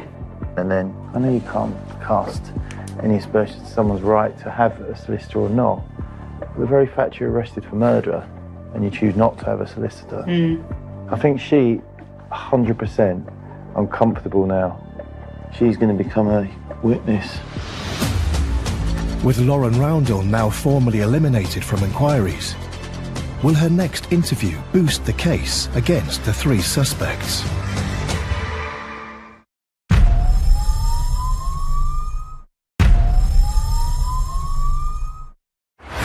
In Humberside, detectives are investigating the murder of 49-year-old Jonathan Hutty. Got his shoes. Is it that he was fighting back and being able to get the blood from one of the suspects? 3 suspects have been identified. I wonder if this was them discussing what they're going to do, visiting himself site. Compelling digital evidence has been found on the phone of Ian Smalley. Why are you blanking me? I need you, I've killed someone. Lauren Roundell, arrested at the scene, is no longer under suspicion. So her full account is supported by CCTV. I'm comfortable now. She's going to become a witness. Lauren Roundell has returned to provide her account in more detail. So, Lauren, have previously provided an account as a suspect and now you're here voluntarily of your own free will to speak to us as a witness? Yes. So, in relation to Hutty, how do you know him? I know him through drugs. Okay. One of my ex-partners, he introduced me to him. This was about a year ago. And we've just become good friends. Yeah. Like, I took to it, I could get along with him. It was really easy to get along with. He was one of the most loveliest people ever. During the day, it was all at Gav's. All being? Being me, Hutty, Gav, Smalley. It's the first time I've ever spent time with Smalley, this. I've seen him in the street and I've known of him, but I've never, like, spent time with him. And he was all about his bank card and all his money got took. He was like, Hutty, you must know, bro, come on, bro, you must know, you must know who's done it. Do you know, because Hutty, he keeps himself to himself. What was Hutty's response to this conversation? He's like, I don't know, mate, honestly. Gav has took Smalley outside of Gav's flat, said Hutty's pinched the bank card. And who's Gav to you? Gav, nothing to me, like, I just know Gav through drugs. Okay, so during the day you were at Gav's, and then at night time? Me, Hutty and went down to Hutty's. Yeah. We was smoking crack, obviously, and we had a bottle of wine as well. Mainly me, it was me drinking a lot. Like, the atmosphere was brilliant when it was just us three. Like, we was all having a good heart to heart. Like, because I've always had heart to hearts with Hutty. Like, I've always looked at him, like, I just want to look after him because he struggles with his mental health. And then when them lot got back from the pub, the atmosphere just completely changed again. Like, Hutty went real quiet and within himself. Gav and Smalley, they went up to Gav's flat for some vodka or something like that. Me and my girlfriend went to go find him. So you left Hutty and he was still there? He was still there on his own. You've gone up the stairs? I wish I did stay with him because I would not have allowed anything like that to happen, you know. When I was going to get in the lift to go up into the thing, the lift was already up on the 12th floor. So I can't bother to wait, so I've gone walking up the stairs. So they must have been getting in the lift from Gav's flat, from the 12th floor, and gone down in the lift, done that with Hutty. So it's all happened within that, me walking up the stairs. When I've got onto the 12th floor to Gav's house, they weren't there. And I've come back out and Gav's ran past me. I've knocked Hutty out, get downstairs. I'm like, what the fuck? And I've ran. As I've ran in, there's Hutty laid on the floor, face down, full of blood. Smalley stood over him, I'm sat on the sofa. And I'm like, what the fuck, what's happened? And like, don't ring an ambulance, he'll be alright. And I said, what? I said, I'm ringing an ambulance. Ambulance service, is the patient breathing? He's breathing, yes, but he's I need an ambulance. Someone's out like, no, never. Right, tell me exactly what's happened. I don't know what's happened, I've just literally got here. Can we get you up, please? His breathing was really, really bad. Stop his breathing. I started doing the chest compressions, which the ambulance has told me to. 1, 2, 3, 4. 1, 2. That's really good. Keep going at that rate. This is so looking out. And he kept repeating that until the services got here. Lauren Roundell's testimony just now is absolutely consistent with the first time she was interviewed under caution as a suspect. In terms of making a credible witness, that's really encouraging. Explain to me what your thoughts are about going to court. Well, I've been be honest with you, I'm very, very nervous. People see it as a grass, whereas I see it as justice. I want justice for Ruby. He does not deserve it. Nobody deserves anything like that to happen to him. Yeah. For someone who lives within where this offence has taken place, has socialised with the victim, some of our witnesses, the suspects, to step outside of that and say, I want justice for my friend who has been murdered, is incredibly brave, knowing what the suspects have done to that individual. Yeah, I keep having panic attacks and stuff, like say waking up in the middle of the night having a panic attack and stuff, like it's scary. I see what he's faced before I go to sleep every single night, and it's not nice. It's not a very nice feeling at all. Like, and having to give him chest compressions, and I tried my best to save him, and I feel bad that I couldn't. With the event having such a profound impact on Lauren Roundell, the team initiate a welfare programme. He's obviously clearly a good friend and she's traumatised by it. See where we go, see if we can get her that support. Because if she's having flashbacks, well, we don't want that to, force her to go back in to try and deal with that. As soon as that comes through, we'll get that done. Yep. All right. We've now secured her evidence on a visually recorded interview, so that's a real bonus for the investigation because we managed to secure that prior to any of the suspects getting released from custody, with the fear that they might have interfered with her. With evidence mounting, DCI Ben Robinson briefs his boss, Detective Superintendent Alan Curtis. So in relation to the suspects, whereabouts are they at the minute? So Ian Smalley is in prison. Yep. Gavin Leaning is leaving prison soon, and the other suspect is on bail. So against Smalley, we've got text messages from his phone that says, I've killed someone. We've got Lauren Roundell putting him stood over with the victim on the floor, bleeding. And then we've corroborated movements off CCTV in any case, so really the forensics is going to be the icing on the cake on that. For him. For him, whether that comes back or not. So the two where it becomes more important, the forensics, is Leaning and the other suspect.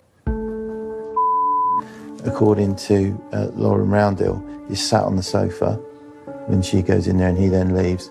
And Leaning, he ran past her to his flat saying, I've just hit Hutty.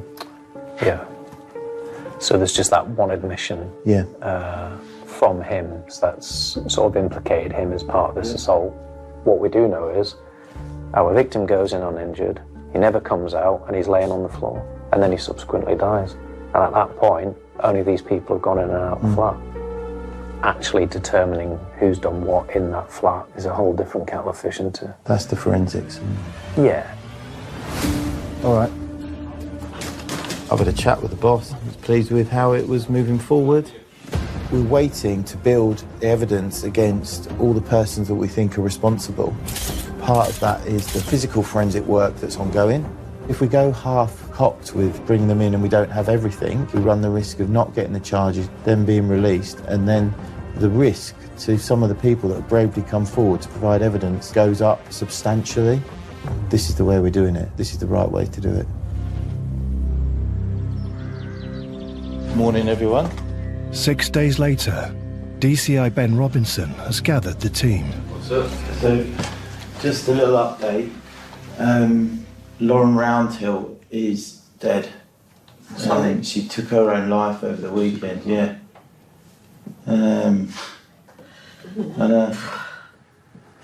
Yeah, so there we are.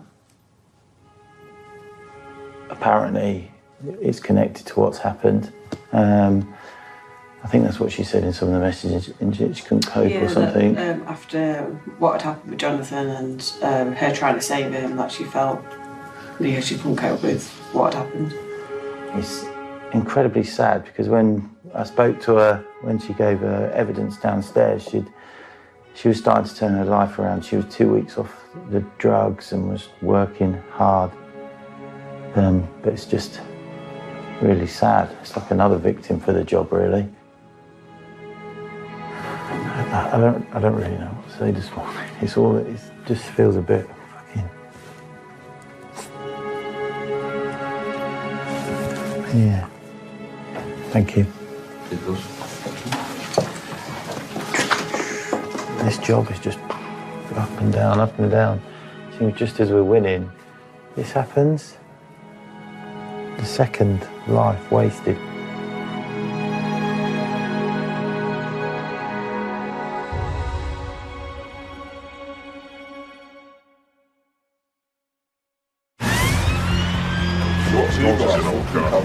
Next time. You're under arrest for murder, okay? What? After a coordinated day of arrests across 3 counties, You're taking a piss? I don't fuck up, no. the suspects are brought in for questioning. These are fucking kids, they didn't know. That is... Do you wish to account for why Jonathan Hutty's blood is on your trainer?